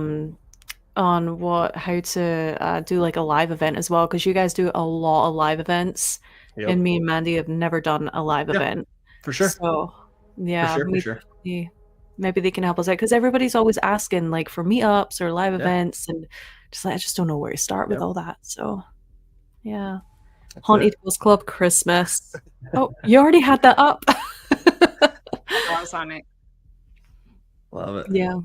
All right. Okay. Well, so again, guys, go ahead, subscribe to Haunted Nights over on their channel. Again, didn't put it in the description because why would I? But I'm gonna do that right after this live stream ends, and I'm gonna put the Discord in there. And there was someone else I was supposed to put in PO there. box address. PO And a box in PO there, box yeah. address. Thanks for keeping me on track, guys. Yeah. All right. Okay. Well, I hope you guys enjoyed this live stream. Go back if you want and rewatch it over and over and over again until you can get 100% of them pictures right and be in that 1% of Yep. all humans that can guess if it's a bat or if it's something else. And that being said, we love you. Thank you again for everybody that joined and enjoyed, and thank you everybody for your questions. Thanks, guys. We love you. Bye. Thanks again, Steve. Bye. Thanks for having me.